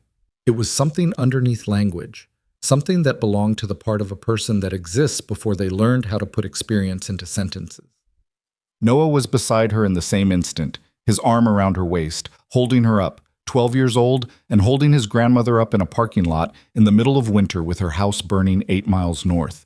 And somewhere in Cal's chest, in the part of him that had always been better at anger than grief. Because anger was load-bearing and grief was just weight, something shifted. They had burned Ruth Mercer's house, the house where Daniel had built his workshop, the house where Ruth had kept his tools and his notebooks and every object that still held the shape of her son's hands. They had walked through it with armed men, and then they had burned it. Not to destroy evidence, the evidence was already gone, already in Priest's jacket, already beyond their reach. They'd burned it because they could, because burning it sent a message that was older and more primal than any legal threat, a message that said, we will take everything you have and we will not stop. Cal looked at Briggs across the lot. Briggs was standing very still with his face doing something that looked like a man recognizing the moment he'd been dreading for 3 years. 48 hours, Cal said. His voice came out quieter than he expected, which was always the sign that he was the most serious. We are going into those tunnels. We are getting your confirmation. And then every piece of evidence Daniel Mercer spent 15 years protecting is going to be in the hands of someone who can actually use it. He looked at the dark winter sky for a moment. Because these people just made a very specific mistake, he said. What mistake? Hatch said. Cal looked at him. They stopped making this about evidence, he said. They made it personal. And in the cold November dark of a closed roadside rest stop, with the smell of Ruth Mercer's burning home, reaching none of them yet, but its reality pressing against everything anyway, the Iron Covenant stood in a loose circle around a grieving grandmother and a 12-year-old boy and made the kind of decision that cannot be unmade. Not because it was reckless, but because it was the only decision left that meant anything. They slept in shifts at an abandoned cannery 14 miles south of Ash Hollow that Priest had identified from county property records as a tax-delinquent structure with no active ownership dispute and no utility connections, which meant no digital footprint, no reason for anyone to drive past it, and walls thick enough to muffle engine noise from the road. It was not comfortable. It was cold in the specific way of industrial spaces that had never been designed for human habitation, concrete floors and corrugated metal walls that conducted the November temperature inward with total efficiency. Someone found a cache of old canvas tarps in a back storage room, and they used those spread on the concrete, and Cal sat against the wall with his jacket on and his eyes closed for 3 hours, and called it sleep because the alternative was admitting he hadn't slept, and that would not help anyone. Noah slept. That was the thing that stayed with Cal through the shallow hours. The boy slept, genuinely and deeply, curled on a folded tarp with Ruth's cardigan pulled over his shoulders. And the sleep of him was not the sleep of someone who felt safe, exactly, but the sleep of someone who had been running on adrenaline for so long that the body simply collected its debt regardless of circumstance. Ruth did not sleep. She sat beside him with her back straight and her hands in her lap and her eyes open. And at some point in the early hours, Cal looked across the dark cannery floor and found her looking back at him, and they held that for a moment. Two people in a hard place, not needing to say anything because everything that could be said was already understood. At 4:15 in the morning, Cal got up and found Briggs outside by the door, smoking a cigarette he'd bummed from Dex, watching the dark road with the practiced stillness of a man who'd spent a long career watching things from distances. "Talk to me about the tunnel layout," Cal said. Briggs pulled the smoke and exhaled slow. 3 access points on the map. The northern access is collapsed. Mercer noted it in the survey. Partial cave-in from the mining era. The western access is inside the structure on the Vane property, which is actively monitored. That leaves the eastern approach. Quarter-mile east of the Vane property line. Mercer marked it as a concealed entry. Natural rock formation with a fitted steel door. Original mining infrastructure. He said it was padlocked in 2009, but the lock was old and the door frame was degraded. 15 years of additional degradation. Yes, which is either good or very bad, depending on structural integrity. Cal looked at the dark. Voss's people, do they know about the eastern access? Briggs was quiet for a moment. I don't know. Mercer's survey documentation showed all 3 access points, and that documentation was in the storage unit that was searched. If they read his notebooks carefully enough, they know. Possibly. Which means they may have eyes on the eastern access already. Possibly, Briggs said again, or they may have decided it was too degraded to be a viable entry point and focused their security on the western access they control. I genuinely don't know which. So we plan for both. Yes. Cal stood in the cold for a moment, breathing it in, feeling it clear his head the way cold always did. How long inside once we're through the eastern door? Mercer's map shows the cache at roughly 300 meters from the eastern access. Single main passage, 2 branch tunnels that dead end. It should be straightforward navigation with the map. Should be. Mining tunnels in this region were cut in the 1890s. They've had 130 years to become something other than straightforward. Cal nodded. He'd been in enough confined spaces to know that underground environments had their own hostility. Not malicious, exactly, but indifferent to human need in a way that amounted to the same thing. We go in at 2100, full dark, enough time before midnight that anyone running a perimeter check at the Vane property would have already done their sweep. Briggs finished his cigarette, crushed it under his boot with the careful habit of a man who didn't leave evidence. There's something else you need to know before we go in. Cal waited. In 2019, the contact I lost, the investigator who died in Nevada. Briggs kept his eyes on the road. Her name was Ellen Cho. She'd been with the Financial Crimes Division for 8 years. She was good. She was the best analytical mind I'd worked with in 2 decades. He paused. She was also the one who first identified the senatorial connection. Not from any documentation I gave her. She'd built it independently, working a parallel thread. And she died 3 months after you contacted her. Yes. How sure are you that the connection was causal? Briggs turned to look at him. 100%. The accident report had 3 inconsistencies that you'd only notice if you were looking for them. I was looking for them. Cal absorbed that. You've been carrying that for 6 years. Yes. That's a long time to carry something like that. Briggs's face did something brief and controlled. It is. And you're still here. She's still dead, Briggs said simply. So yes, I'm still here. The day was 17 hours of the most disciplined waiting Cal had ever asked of his people. Priest and Briggs worked the operational plan in exhaustive detail on the cannery floor, the map spread between them, going over contingencies with the specific thoroughness of people who understood that improvisation in tunnel environments was a synonym for catastrophe. Hatch ran equipment checks, flashlights, 2-way radios limited to a 20-meter range to avoid signal detection, the climbing hardware he'd had in his saddlebag from a weekend trip a month ago that now looked like foresight. Dex ran the bikes in rotation, keeping them warm and ready without running them long enough to attract attention from the road. Mara sat with Noah and Ruth for most of the morning and into the afternoon, and what she did in that time was not consoling exactly. Mara had never been particularly comfortable with consolation as a category, but something more practical, which was helping Ruth think through what she still had. The farmhouse was gone. What wasn't gone? The documents they'd taken, Ruth's personal identification and financial cards which had been in her purse, Noah's school records which lived with the county, the workshop contents which were in Priest's jacket, and the metal box. Everything else was smoke.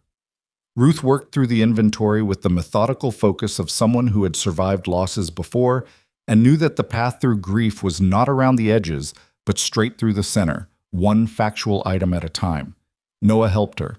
He sat beside her, and when she stalled on an item, a particular object whose loss landed heavier than others, he didn't fill the silence with noise. He just stayed in it with her, and Cal watched this from across the cannery floor and felt something in him that he didn't have a clean word for. At 1400 hours, Cal called the team together. "Noah and Ruth stay here tonight," he said. "Briggs stays with them." "That wasn't the plan," Briggs said. "The plan just changed. I need someone I trust with the evidence and with the people. You're the only one here who isn't going in the tunnel." "I should be there. I know the case. You know the case. You don't know how to move in confined spaces under opposition contact, and I don't have time to teach you." Cal kept his voice neutral. "You trust us with the tunnel. I trust you with them. That's the exchange." Briggs looked at him for a moment, then nodded. Noah stood up. "I'm going." "No. It's my father's map." "Yes. He left it for me. He wrote the letter to me. I should be—" "Noah."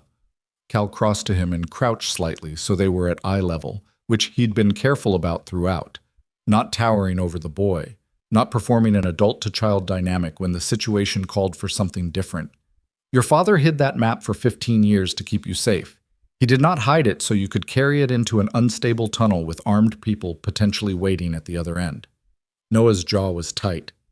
"He didn't want me to be passive either." "You're not passive. You found the tracker. You came to us. You held your grandmother up last night in a parking lot." Cal held his gaze. "You've already done what you needed to do. Now let us do what we need to do." The boy breathed. His jaw worked. Then, "You have to come back." "That's the plan." "That's not what I said." Cal looked at him. "I know." Noah sat back down. "Well, they left the cannery at 2000 hours, 5 bikes in a loose formation, taking back roads north toward Ash Hollow, running with minimal lighting after the last junction, the kind of riding that required complete familiarity with the machine under you because your eyes were doing other work. The cold had dropped another 8 degrees since morning, and there was moisture in the air that wasn't quite rain and wasn't quite ice, that particular miserable in-between condition that coated every surface in a thin film and made traction a negotiation. Cal ran the route in his head as he rode. The eastern access was another mile beyond the Vane property's eastern fence line, through terrain that wasn't road accessible, which was both an advantage and a complication. They'd leave the bikes at a pull-off hatch, had identified from the county GIS data, a quarter-mile walk through Winter Field to the rock formation Mercer had marked on the map. He thought about what Briggs had said about Ellen Cho, about what it meant that she'd identified the senatorial connection independently. It meant the trail existed. It meant someone with the right access and the right analytical mind could find it without Daniel Mercer's photographs and map, which meant those photographs and that map weren't just evidence. They were confirmation. They were the difference between a theory and a provable fact. They were worth killing for. They were worth burning a house for. They were, Cal had come to understand in the 17 hours of disciplined waiting, worth everything that had been thrown at them and everything that was still coming. The pull-off was a gravel shoulder beside an irrigation access road, invisible from the main county road, surrounded by bare winter hedgerow that would conceal the bikes well enough at this hour.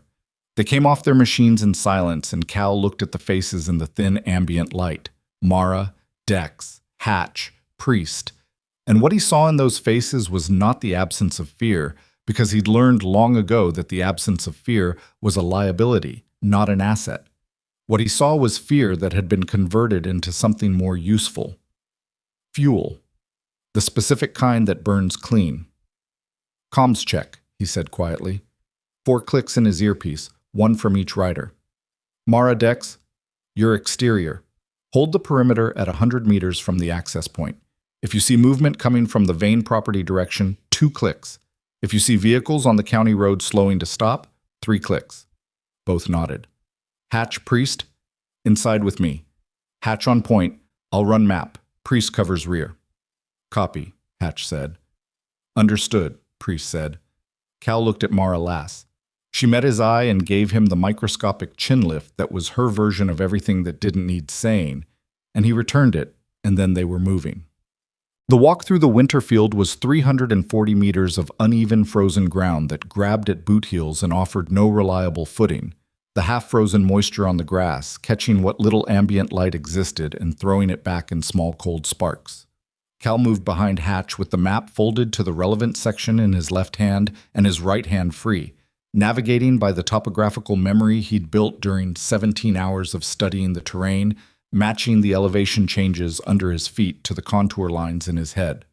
The rock formation appeared out of the dark at exactly the distance Mercer had noted, a natural outcropping of granite pushed up by some ancient geological argument, taller than a man, roughly the footprint of a single-car garage, with vegetation grown up around its base that had been cut back at some point and had regrown in the intervening years to waist height. Behind the main face of the outcrop, in the cleft where two sections of rock met at an angle, the steel door. It was not locked. That was the first thing Cal registered, and it registered wrong. Not the absence of a padlock, but the presence of a hasp that was new, modern, a shackle-type unit that had been cut cleanly. Cut recently, because the steel at the cut face was still bright, not yet oxidized. Someone had been here. Today. Or yesterday. He held up a fist and the other two stopped. 3 seconds of absolute stillness. Cal listened to the winter field around them. Wind, frozen grass, the distant suggestion of something mechanical that might have been a vehicle on the county road 2 miles north. Nothing close, nothing moving. He caught Hatch's eye and made the hand signal, proceed but slow. Hatch acknowledged and reached for the door. The door opened inward, and the cold air that came out of the tunnel mouth was a different kind of cold, underground cold. The specific temperature of things that had not seen sun in a very long time, carrying with it a smell of mineral dampness and old timber and something else underneath that Cal identified after a half second as the faint petroleum tang of artificial light that had been used recently. Someone had been in here recently, with lights. The main passage was taller than Cal had expected, high enough to stand without ducking, maybe 7 feet of headroom, with timber shoring at intervals that had dried and darkened with age but was still structural, the weight of the mountain resting on those beams with the patient indifference of geology. The floor was rough-cut stone with a center drainage channel that was dry. The walls sweated moisture that caught their flashlight beams and turned them into a soft diffused glow that was almost beautiful in the way of things that are beautiful in the wrong context. They moved in file. Hatch first with his light-angled low, reading the floor for stability hazards. Cal in the middle, map in one hand, light in the other, counting paces. Priest at the rear, walking backward every third step, covering the approach behind them. At 80 meters, the first branch tunnel went left. Cal checked the map. Dead end at 30 meters. He marked it, and they kept moving. At 160 meters, the passage narrowed briefly. Not severely, but enough that they went through single file with packs brushing the walls, and opened again into a wider section that the map identified as an original mining chamber, roughly circular, 8 meters across. The timbering here was heavier, the original miners having understood that this was a load point requiring more support. At 210 meters, Hatch stopped. Cal almost walked into him. Hatch had his light aimed at the floor. There were tracks in the mineral dust, not shoe prints exactly, but the impression of recent movement, the disturbed surface that happens when people have walked through a space multiple times in a period of days or weeks. Multiple sets of tracks. People who knew the route and moved it with the confidence of familiarity. "They've been in here," Hatch said, barely audible. "Recently." "Yes." "Keep moving," Cal said.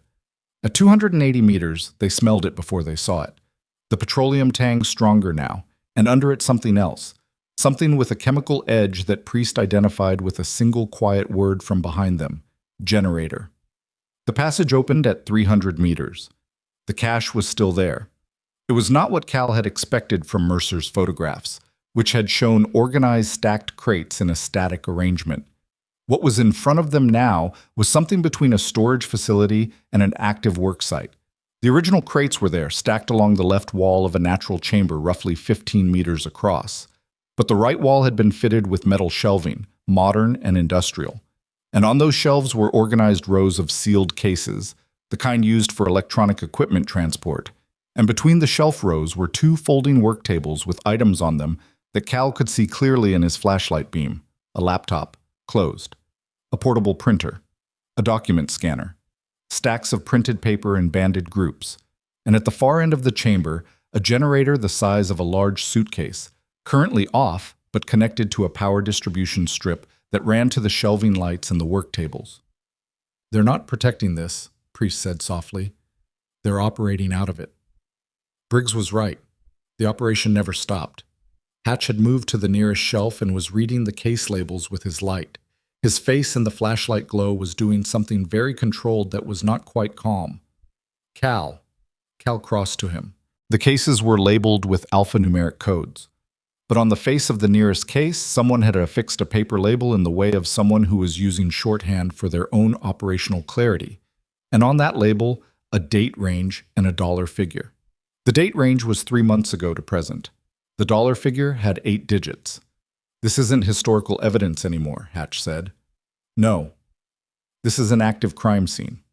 "Yes." Priest was already at the work table, his light on the stacked documents.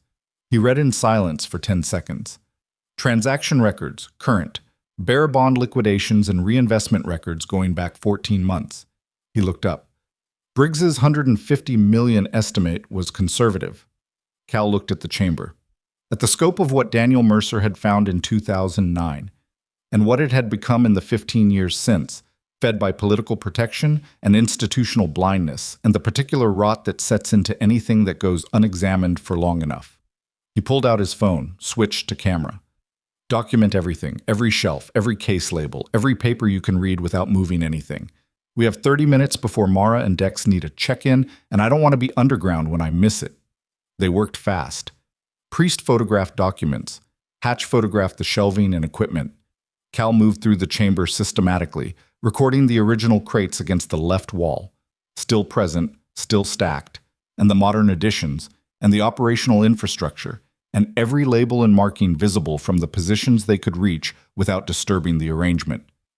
22 minutes in, Cal's earpiece clicked twice, movement from the Vane property direction. He had the other two moving before the second click finished. They came out of the tunnel at a speed that was not quite running, because running in a mine tunnel was how you introduced your skull to a timber support, but at the fastest pace that maintained control, and Cal hit the cold night air of the field with his lungs burning and the specific clarity of a man who has just moved from enclosed to open and can feel the difference in every nerve. Mara materialized from the hedgerow to his left. 3 people on foot, coming across the Vane property field, northeast. Armed? One visible long gun, others unclear. Distance. 2 minutes, maybe less. Cal looked at Hatch and Priest, both breathing hard, both already reading the field. Bikes. Now. We do not engage. They moved. The 340 meters back to the pull-off was a different experience in the opposite direction. No map reading, no pace counting, just the controlled sprint of people moving across frozen ground in the dark, with a 2-minute window, and the absolute clarity of understanding that the window was real and not approximate. Cal ran and felt his knee click on the third stride and ignored it, felt the cold air scrape his throat and ignored that too. He ran with the phone in his jacket pocket and 15 years of a dead man's evidence on that phone and the image of Ruth Mercer at a concrete picnic table in the dark, holding her grandson's hand, and he ran. They reached the bikes. He heard the shout from across the field at the moment his hand hit the handlebar. A male voice carrying not a word but the sound of identification, the sound of someone who has seen something they weren't supposed to see and is calling it to others. "Go," Cal said. Not a shout, just the word, the way you say a word when there's no room for anything except the word. 5 engines caught in rapid succession.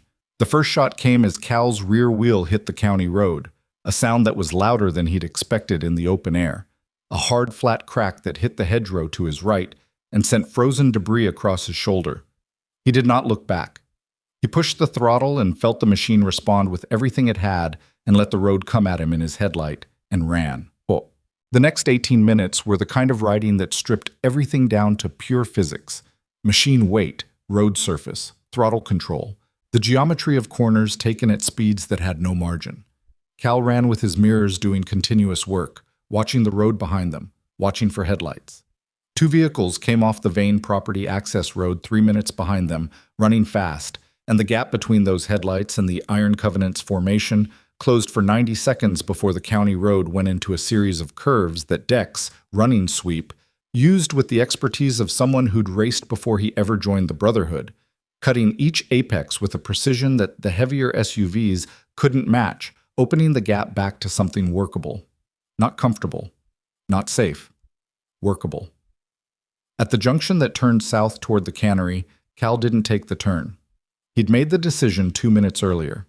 The cannery had Noah and Ruth and Briggs in it, and he was not leading armed pursuit to that location under any circumstances. He went north instead, toward Ash Hollow proper. Cal, Mara's voice in his earpiece, reading the decision and questioning it. Town, he said. Cameras, witnesses. They won't fire in a populated area. You hope. I know, he said. These people are professional. They're protecting an operation worth over $150 million. They don't compromise it by opening fire on Main Street. A pause. And if you're wrong? Then we deal with being wrong. He pushed harder, felt the cold air against his face like a hand pressing back, felt his eyes streaming, felt the machine under him as the only solid thing in a world that had been accelerating toward this moment for 15 years. The Ash Hollow Town Limits sign appeared in his headlight. Behind him, the two SUVs slowed. He watched it happen in his mirror. The headlights dropping back, the pace reducing, the unmistakable behavior of people recalculating. They came to the first intersection within town limits, and the SUVs stopped at the town boundary, sat for a moment with their engines running and their lights bright, and then performed a synchronized U-turn that was itself a kind of statement, controlled, unhurried, the turn of people who were not frightened and not finished, just recalculating. Cal brought the formation to a stop in the empty Main Street parking area outside the closed diner. 5 bikes.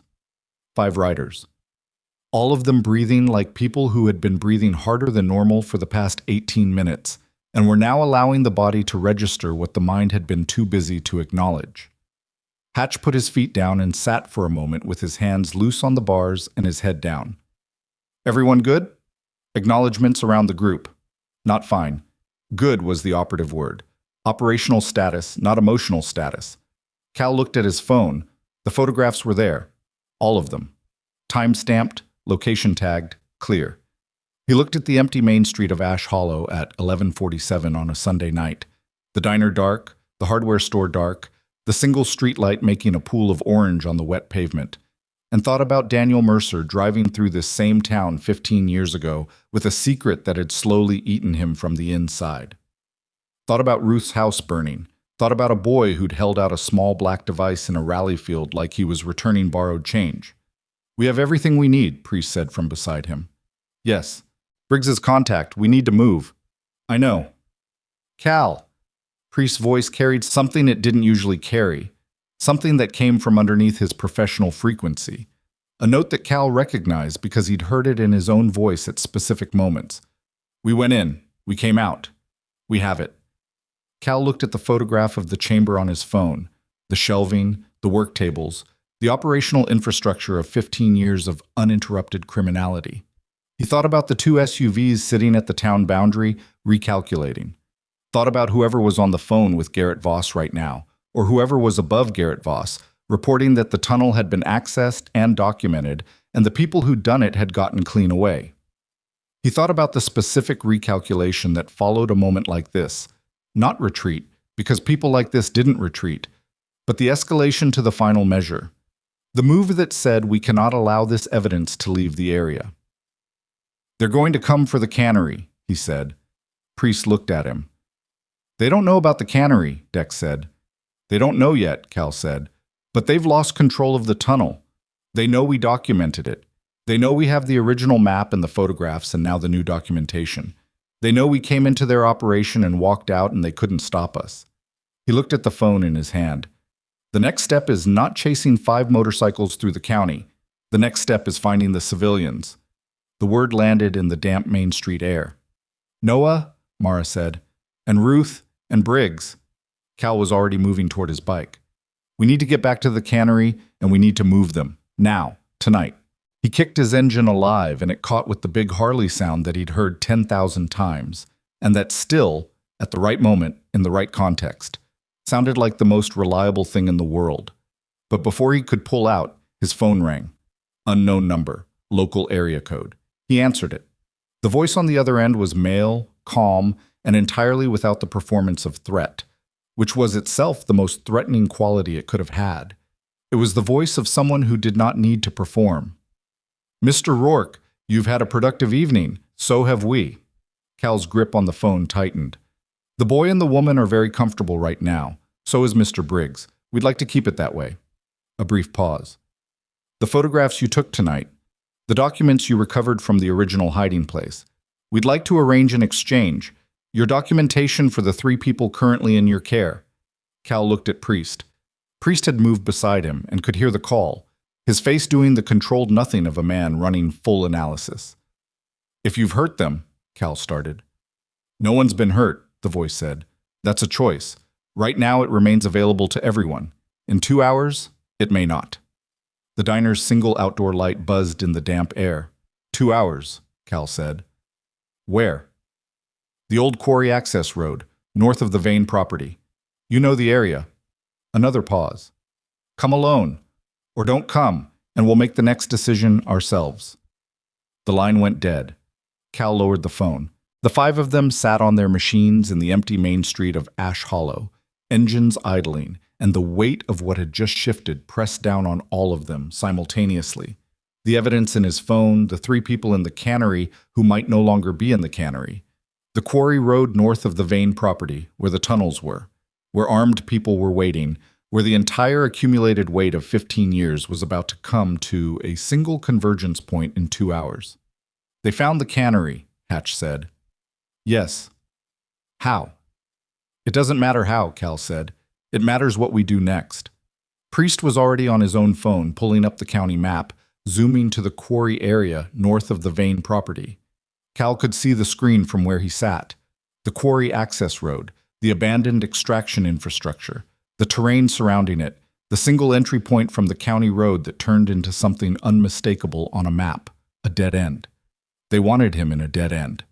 He looked at the map, at the terrain around the quarry, at the features of the land in the dark November geography of Ash Hollow, and something in his road captain's brain, the part that spent years reading terrain for convoy movement and threat positions, began working the problem with the cold efficiency of a system that had been built for exactly this. He thought about Noah standing at the end of the picnic table, saying, "You have to come back." Thought about Ruth holding the boy in a parking lot. Thought about Daniel Mercer writing a letter to his 12-year-old son and ending it with the instruction to find people who knew how to stand in the dark, because Daniel Mercer had spent 15 years failing to find them himself and wanted better for his son. Cal Rourke looked at the quarry road on Priest's phone screen and began to plan the thing that they were going to do instead of what the voice on the phone had told him to do. Because the one thing Cal Rourke had learned in 2 deployments and 14 years of the Brotherhood, and every hard thing in between, was that the moment you let someone else define the terms of the engagement, you had already lost the most important ground. The engines idled, the damp Ash Hollow air pressed down, and somewhere in the dark north of town, a clock was running. Cal didn't go to the quarry. That was the decision, made in 40 seconds of silence on Main Street while the engines idled and the damp air pressed down and the clock in his head ran the math on what the quarry road represented. 1 entry point, high walls on 3 sides, armed people with a 2-hour head start to position themselves at every elevated feature. A dead end by design, a place chosen specifically because it removed every variable except the one they controlled. He wasn't going to give them that. "Priest," he said. "The cannery. What's the approach from the north?" Priest was already ahead of him. "Cornfield buffer, then a drainage ditch running east-west, then 50 meters of open ground to the structure. If they came in from the north, they came through the field. They'd have parked vehicles on the service road a quarter-mile up, which means they're inside or they're holding position outside with eyes on the doors. Most likely split, some inside, some on perimeter. How many do you think?" Priest considered. "The 2 from the SUVs plus whoever was on foot at the tunnel. Minimum 4, could be 6. Against 5 of us. Against 5 of us who know the building and they don't. Priest looked at him. And against the fact that they're trying to take people alive. We're not. That last sentence landed in the air with a precision that clarified everything. Cal looked at Mara. You know what I'm going to ask? Yes. And? Let's go get them, she said. What? They came at the cannery from 3 directions simultaneously, which required splitting the formation for the first time all night. And splitting felt wrong in the body the way it always did. The specific vulnerability of separated riders, the way the absence of the others in your peripheral vision registered as a kind of cold. Cal had Priest with him on the eastern approach, moving on foot from where they'd left the bikes on the service road, coming through the drainage ditch with the frozen mud pulling at their boots, and the winter grass catching on their jackets, and the distant sound of something, a voice, low, indistinct, coming from inside the cannery structure. Hatch and Dex were coming from the west through the cornfield, moving in the residual row structure, using the dead stalks as cover at a crouch. Mara was alone on the south approach, which was the main vehicle access, which was the position nobody had volunteered for, and which she'd simply said she'd take with the flat efficiency of someone who'd been a corpsman long enough to know that the most dangerous position went to the person most capable of managing it. Cal had told her to wait for his signal. She'd told him she'd use her judgment, which was as close to agreement as Mara ever got. He moved through the ditch with Priest 2 meters behind him and counted the structure's eastern windows, 3, dark, and the single east-facing door that was original to the cannery construction, heavy steel on industrial hinges, currently closed. He could hear 2 voices inside now. Not the 3 people they'd left here, different voices, the specific register of operational coordination. He had his hand on the door handle when Dex's voice came in his earpiece, barely a breath. West side, 1 exterior, near the corner. He's watching the field. Cal pressed himself against the doorframe, waited. I can get to him, Dex said. Clean? A pause that was itself an answer. Then, clean. Go. 7 seconds of silence. Then, done. He's secure.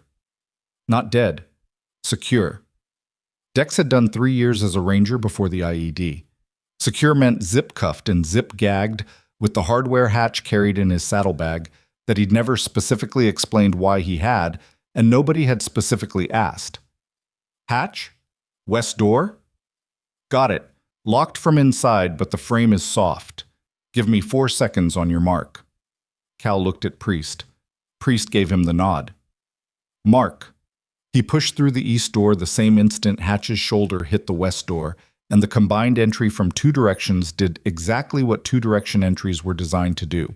It split the response, forced a choice, and in the half-second that a person spends choosing which threat to face, they're facing neither effectively. There were 2 men inside the main cannery floor, 1 near the south wall, 1 near the center. Both armed, both in tactical configurations that said private contractor rather than anything governmental. The center man had a weapon up and turning toward Hatch's entry when Cal covered the distance between the door and the man's weapon hand in 4 strides, and made the encounter brief and unambiguous, the way 2 deployments had taught him to make things when ambiguity was a cost he couldn't afford. The man went down. The weapon didn't fire. The south wall man made the decision to raise his weapon toward Priest, and Priest made a faster decision, and the south wall man ended up on the floor with Priest's knee on his back and his weapon 3 meters away. 8 seconds, door to floor. Mara came in through the south door 30 seconds later, which meant she hadn't waited for a signal, which Cal had expected. Clear, Hatch said from the west side. Clear, Dex echoed from the doorway, the secured exterior man behind him. Cal was already moving toward the back storage room where they'd left the others. The door was closed. He tried the handle. Locked from outside. A simple barrel bolt, new, not original to the structure. Someone had brought it. Someone had planned for exactly this use. He slid the bolt and opened the door. Noah was on his feet before the door was fully open, which told Cal that the boy had been standing against the wall beside the door, waiting for it to open rather than sitting, which told him something about Noah Mercer that he filed and kept. Ruth was seated on a folded tarp in the center of the room, her hands zip-cuffed in front of her but her back straight, and her expression the specific expression of someone who is furious and controlling it for operational reasons. Briggs was beside her, also cuffed, with a cut on his forehead from what looked like a single impact, not beaten, just subdued, and his eyes doing rapid assessment inventory as the door opened. Noah looked at Cal. His face cycled through several things in rapid succession: relief, anger, the residue of fear, something that landed finally as a question he didn't ask aloud, but that Cal could read. "Everyone's okay," Cal said. "First thing. Always first thing." "You're all okay." Noah closed his eyes for exactly 2 seconds. When he opened them, they were wet at the edges, and he was already looking somewhere else, which was his version of privacy, and Cal respected it by looking at Ruth. "Mrs. Mercer." "I'm fine," Ruth said, and the compression in those 2 words contained about 14 different things that she'd work through later, on her own time, in her own way. "Cut these, please." Hatch had a blade. He cut them free in 4 seconds. Ruth stood and rolled her wrists and looked around the room and then looked at Cal with an expression that had passed entirely beyond fear into something that was almost administrative. "Now what?" "Now we finish it," Cal said. Finishing it took the shape of a phone call made from Mara's phone at 12:40 in the morning to a number that Warren Briggs had carried in his memory for 3 years because he'd never trusted it to any device. The number of a federal judge in the Eastern District who had, in 2019, been the only person in Briggs's former professional network to respond to his 3rd attempt at contact with something other than silence or a transfer to Alaska. The judge's name was Eleanor Fassbender. She was 68 years old, she had 31 years on the federal bench, and she answered her personal cell phone at 12:40 in the morning on the 3rd ring, which told Cal something about the kind of person she was. Briggs talked to her for 11 minutes. Cal sat outside the cannery on an overturned crate and listened to the night while Briggs talked inside. And what he listened to was the specific quality of silence that follows violent action. The way the world outside reassembled itself around the edges of what had happened, indifferent as always. The winter fields exactly as they'd been, the stars doing what stars did. His hands had stopped shaking at some point. He hadn't noticed when. When Briggs came out, his face had a quality Cal hadn't seen in it before. Something loosened, a tension that had been structural finally beginning to release. Not relief. Too early for relief. But the first intimation of it. "She's sending people," Briggs said. "Her own people, federal marshals she trusts personally. They'll be here by 4:30. "She believed you." "She's been waiting for this call for 3 years. Briggs sat on the ground beside the crate, which was not a dignified position and which he took without any apparent concern for dignity. "She knew Ellen Cho. She went to the memorial service." Cal looked at him. "You never told her about Cho." "I didn't have to. She already knew something was wrong." His voice carried the specific weight of a long and solitary burden beginning to be shared. "Some people in institutions stay clean. Not many, but some." They sat in the cold for a moment. "The 2 men inside," Cal said, "and the one deck secured. Federal marshals will take them. They're contractors, private security with documented connections to Voss's network. They're the thread that connects everything. And Voss, Judge Fassbender has already put in a call to a colleague in Voss's jurisdiction. By the time the sun comes up," Briggs stopped, started again. "Garrett Voss is going to have a very different Monday morning than he was expecting. And the senator." Briggs was quiet for a long moment. "That one's slower. Political insulation is real and it's thick. The process will be—" "I'm not asking about the timeline," Cal said. "I'm asking if it happens." Briggs looked at him. "Yes," he said. "With what's in those tunnels and what Daniel Mercer photographed and what you documented tonight. Yes, it happens." Cal nodded once and looked at the winter field and let that be enough for now. "What?" The federal marshals arrived at 4:17. 3 vehicles, unmarked, moving with the quiet efficiency of people who had been briefed en route and arrived knowing exactly what they were walking into. The lead marshal was a woman named Tron, who shook Briggs's hand with the familiarity of people who'd spoken recently and then went to work with the organized focus of someone who did not need to be told twice. Cal gave her everything. The photographs from the tunnel. The original photographs from the metal box. The map. The letter Daniel Mercer had written to his son. He gave it all over without ceremony, one item at a time, and Tran documented each item with a care that told him she understood what she was handling.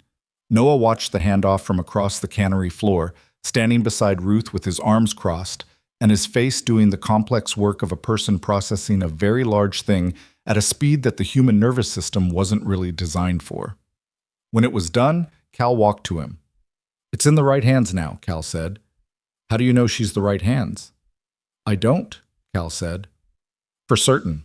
But Briggs trusted her, and Briggs has been right about almost nothing except the evidence, and he was absolutely right about the evidence."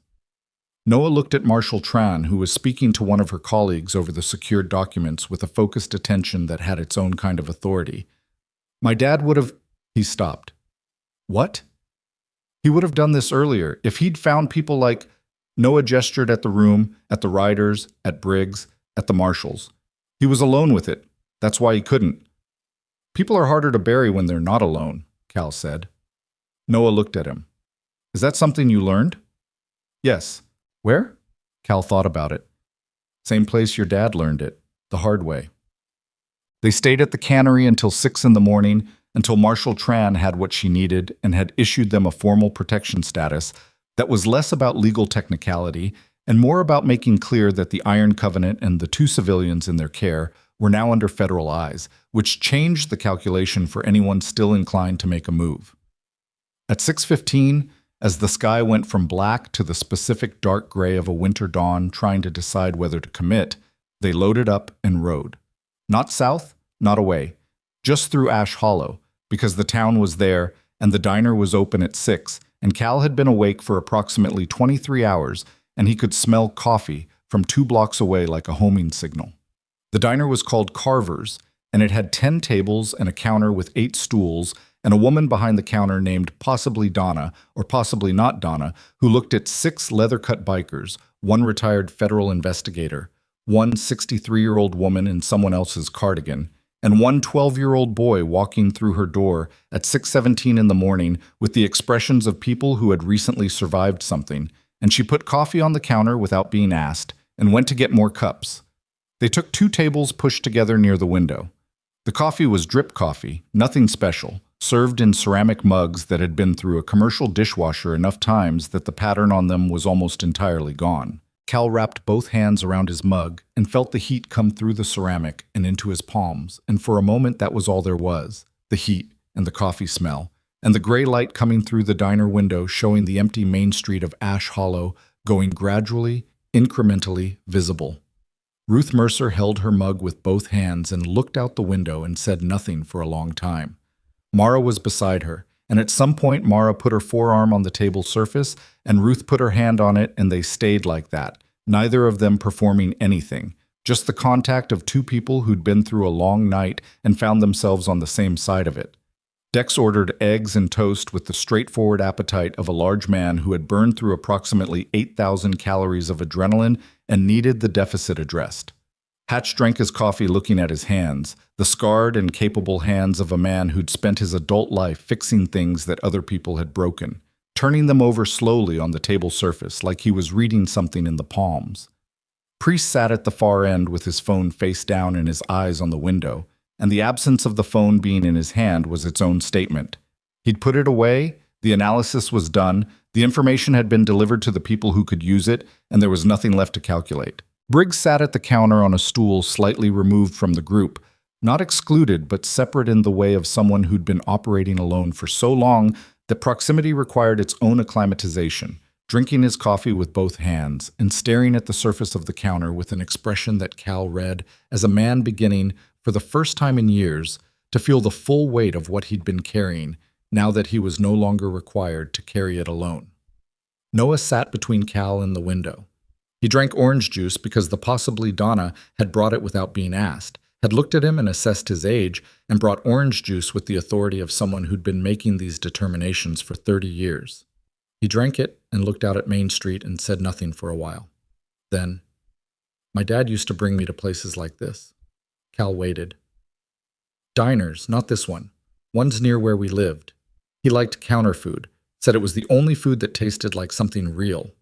Noah turned his juice glass on the table's surface, a slow quarter rotation. "We used to go Saturday mornings, before he got sick.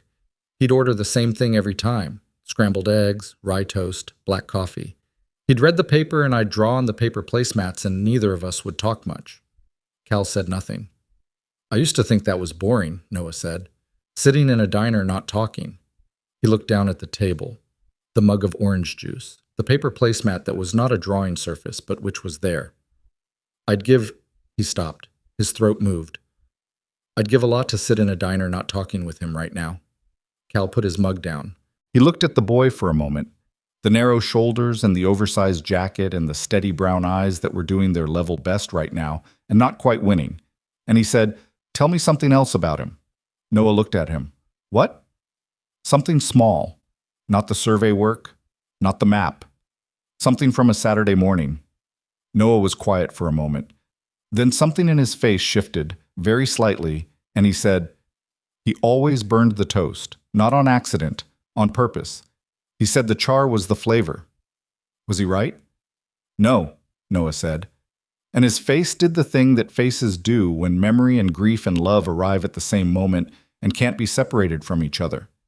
A complicated crumpling at the edges that was not quite a smile and not quite a cry and was somehow both. "He was completely wrong about toast," Cal nodded. "A lot of good people are." Noah made a sound that was half laugh and half something else, and he looked back out the window at Main Street going gradually lighter in the gray December dawn, and he let it be what it was without trying to resolve it into something simpler. At 8:30, Marshal Tran called Cal's phone. He stepped outside to take it, standing on the diner's sidewalk with his coffee in one hand and the cold morning air in his face, and he listened while Tran told him in the controlled language of someone accustomed to delivering significant information in compressed form. Garrett Voss had been taken into federal custody at 6:52 that morning at his home in the county seat. His brother-in-law Curtis Vane had been taken 40 minutes later. Federal agents were currently executing a search warrant on the Vane property and the tunnels beneath it. The 3 contractor security personnel from the cannery were in federal custody, and at least one was already in conversation with prosecutors about the shape of a cooperation agreement. "The senator," Cal said. A pause on Tran's end. "An administrative leave pending federal investigation was announced by his office 45 minutes ago. His office is characterizing it as voluntary while he cooperates with what they're calling a routine inquiry." "Nothing about this has been routine." "No," Tran said. "It has not." "Is that going to hold, the investigation?" "Judge Fassbender is personally overseeing the evidence chain. With what you recovered from those tunnels and what Daniel Mercer documented, the material is—" Another pause, and in the pause, Cal heard the professional version of something that ordinary people would call astonishment. "It's comprehensive. It's thoroughly documented. Mercer was meticulous." "He was a surveyor," Cal said. "It's what he did." "Mr. Rourke," Tran's voice shifted slightly into something that was not quite personal but was adjacent to it. "What you and your people did last night, going into that tunnel, securing that evidence, protecting those civilians. I need you to understand that this case closes without that. Everything Briggs has been building for 3 years closes without that. So," Cal looked at Main Street, the diner window. Noah visible through it, still at the table, now talking to Ruth, his hands moving in a way that suggested the conversation had found a lighter frequency. "We took care of our people," Cal said. "That's all." "Yes," Tran said. "That's all." They left Ash Hollow at 10 in the morning. Ruth had nowhere to go in the immediate sense. The farmhouse was a ruin, and the insurance, and the rebuilding and all of that was a long sequence of practical steps that stretched out ahead of her like a road whose end wasn't visible from the beginning. What she had, until those steps could be taken, was the guest room at a fellow writer's wife's place 2 counties south, arranged by Mara in a single phone call at 8 o'clock. And when Ruth had started to object on principle, Mara had looked at her with the specific look of someone who had precisely no patience for the performance of self-sufficiency, and Ruth had stopped objecting. Noah would go with her. School was a different question for a different day. Everything was a different question for a different day. At the bikes, before they loaded up, Ruth stopped in front of Cal. She was not a demonstrative woman. He'd established that much in the past 15 hours.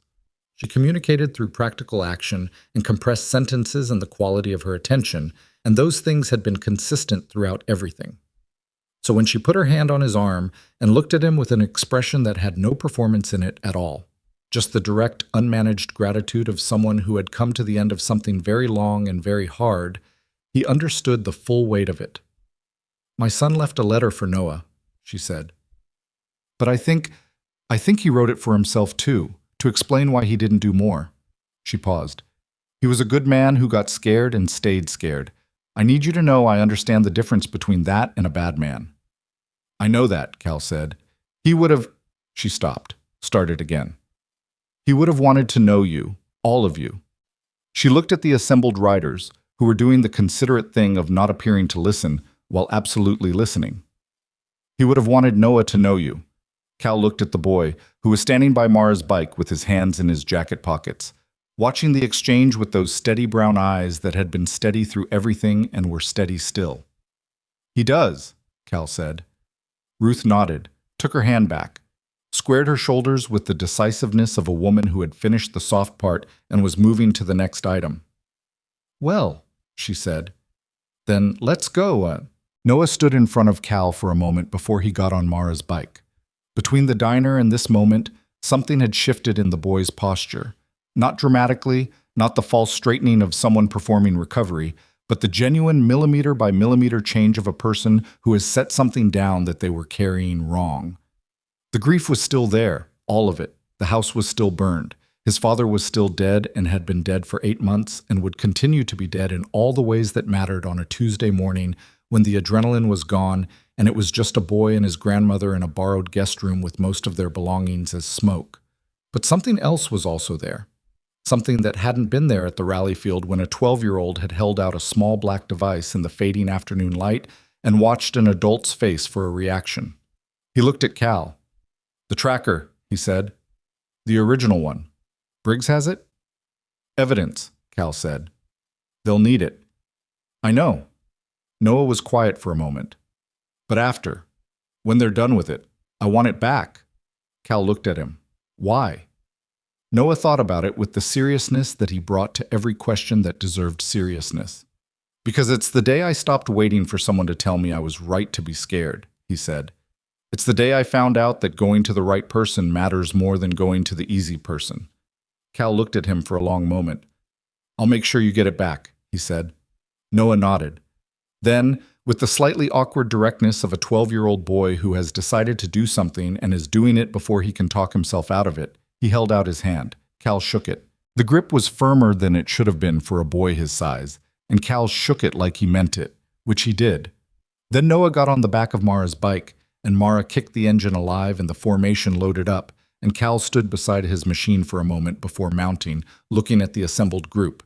Dex in his easy authority, Hatch with his scarred, capable hands, Priest with his phone now back in his jacket and his eyes clear, Mara with Noah behind her sitting like he'd been on a motorcycle his whole life, and felt the specific fullness of a moment that didn't need to be named to be understood. Briggs stood at the edge of the lot with his Kawasaki, separate still but less so than before, and he caught Cal's eye and gave him a single nod that contained something that would probably take both of them a long time to fully articulate and didn't need to be articulated now. Cal mounted his machine. The engine caught under him with that sound, all torso, no apology, and around him the Iron Covenant caught their engines in sequence, and the sound of them together in the 10 o'clock morning air of Ash Hollow was its own kind of language, the language of things that were built to move and had learned to do so together. He pulled out of the lot and took Main Street south, and the formation fell in behind him in the order they always used, and the town of Ash Hollow went past them on either side. The diner, the hardware store, the single intersection with its stoplight running green. And then the town was behind them, and the winter highway opened up ahead, wide and gray and cold, and entirely navigable.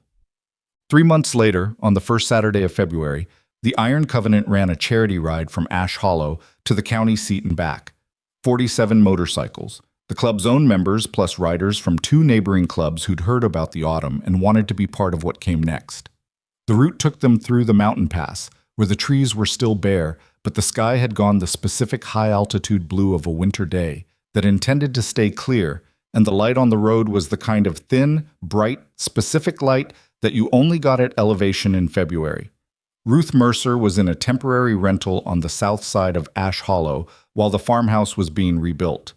The insurance had come through. The contractor was someone Hatch had personally vetted, which meant the rebuild would be done right even if it took longer than Ruth's patients preferred. The workshop in the basement would be rebuilt exactly as it had been, from the photographs that Noah had found on his father's old phone. The one that had been in a coat pocket nobody had thought to check until 3 weeks after everything. Noah rode his dirt bike in the staging area before the main event, doing slow figure eights with the focused attention of someone practicing something they intended to get better at. He'd gotten taller in 3 months, or maybe it was just that he stood differently. At some point, Cal came off his bike and walked to where Noah had stopped near the edge of the lot. The boy had his helmet under his arm and his jacket zipped against the February cold, and he was watching the assembled motorcycles with an expression that was part assessment and part something that looked like the beginning of belonging. Cal reached into his jacket pocket. He held out a small object in a clear acrylic case, the kind used for display. The type you could buy at a craft store, sealed edges, entirely transparent. Inside the case, a small black device wrapped in silver duct tape. The blinking red light permanently dark now. The battery removed, evidence processed, and returned as promised. Noah looked at it. He took it carefully, with both hands, and held it up in the February light. Marshal Tran sent it, Cal said, with a note. She said the investigation is progressing and she didn't want you to wait longer than necessary. What's the note say? That Daniel Mercer's documentation was the most thorough piece of evidentiary work she's seen in 30 years. That the case built from it is, Cal chose the next word, airtight. Noah looked at the tracker in the case for a long moment, turned it over once. The duct tape had gone slightly gray at the edges with processing, but it was intact. The 3 tight loops still holding their shape. My dad used to say, Noah said slowly, that the most important thing about surveying was that you had to be honest about what was actually there, not what the client wanted to be there, not what was convenient, what was actually there. Good principle. He was good at his job, Noah said. He just couldn't do it alone, Cal said. Yeah. Noah lowered the case and held it at his side. Yeah. Around them, 47 motorcycles idled in the winter morning air of Ash Hollow, and the sound of them together was the sound of something that had weight and direction and purpose, the sound of people who had chosen each other in the specific way that people choose each other, when choice is the only thing holding the arrangement together, and it turns out that's the strongest kind. Cal put his helmet on. Noah looked out at the formation, at Mara in her lane, at Dex adjusting his mirrors, at Hatch and Priest talking near the head of the column, at the 41 other riders who were here because of a story that had started with a 12-year-old boy standing in a rally field in autumn, holding out his hand. Are you going to be in the formation? Cal asked. Noah looked at him, then at his dirt bike, then at the road. When I'm 16, Noah said, I want to learn on a real bike. When you're 16, Cal said, come find me.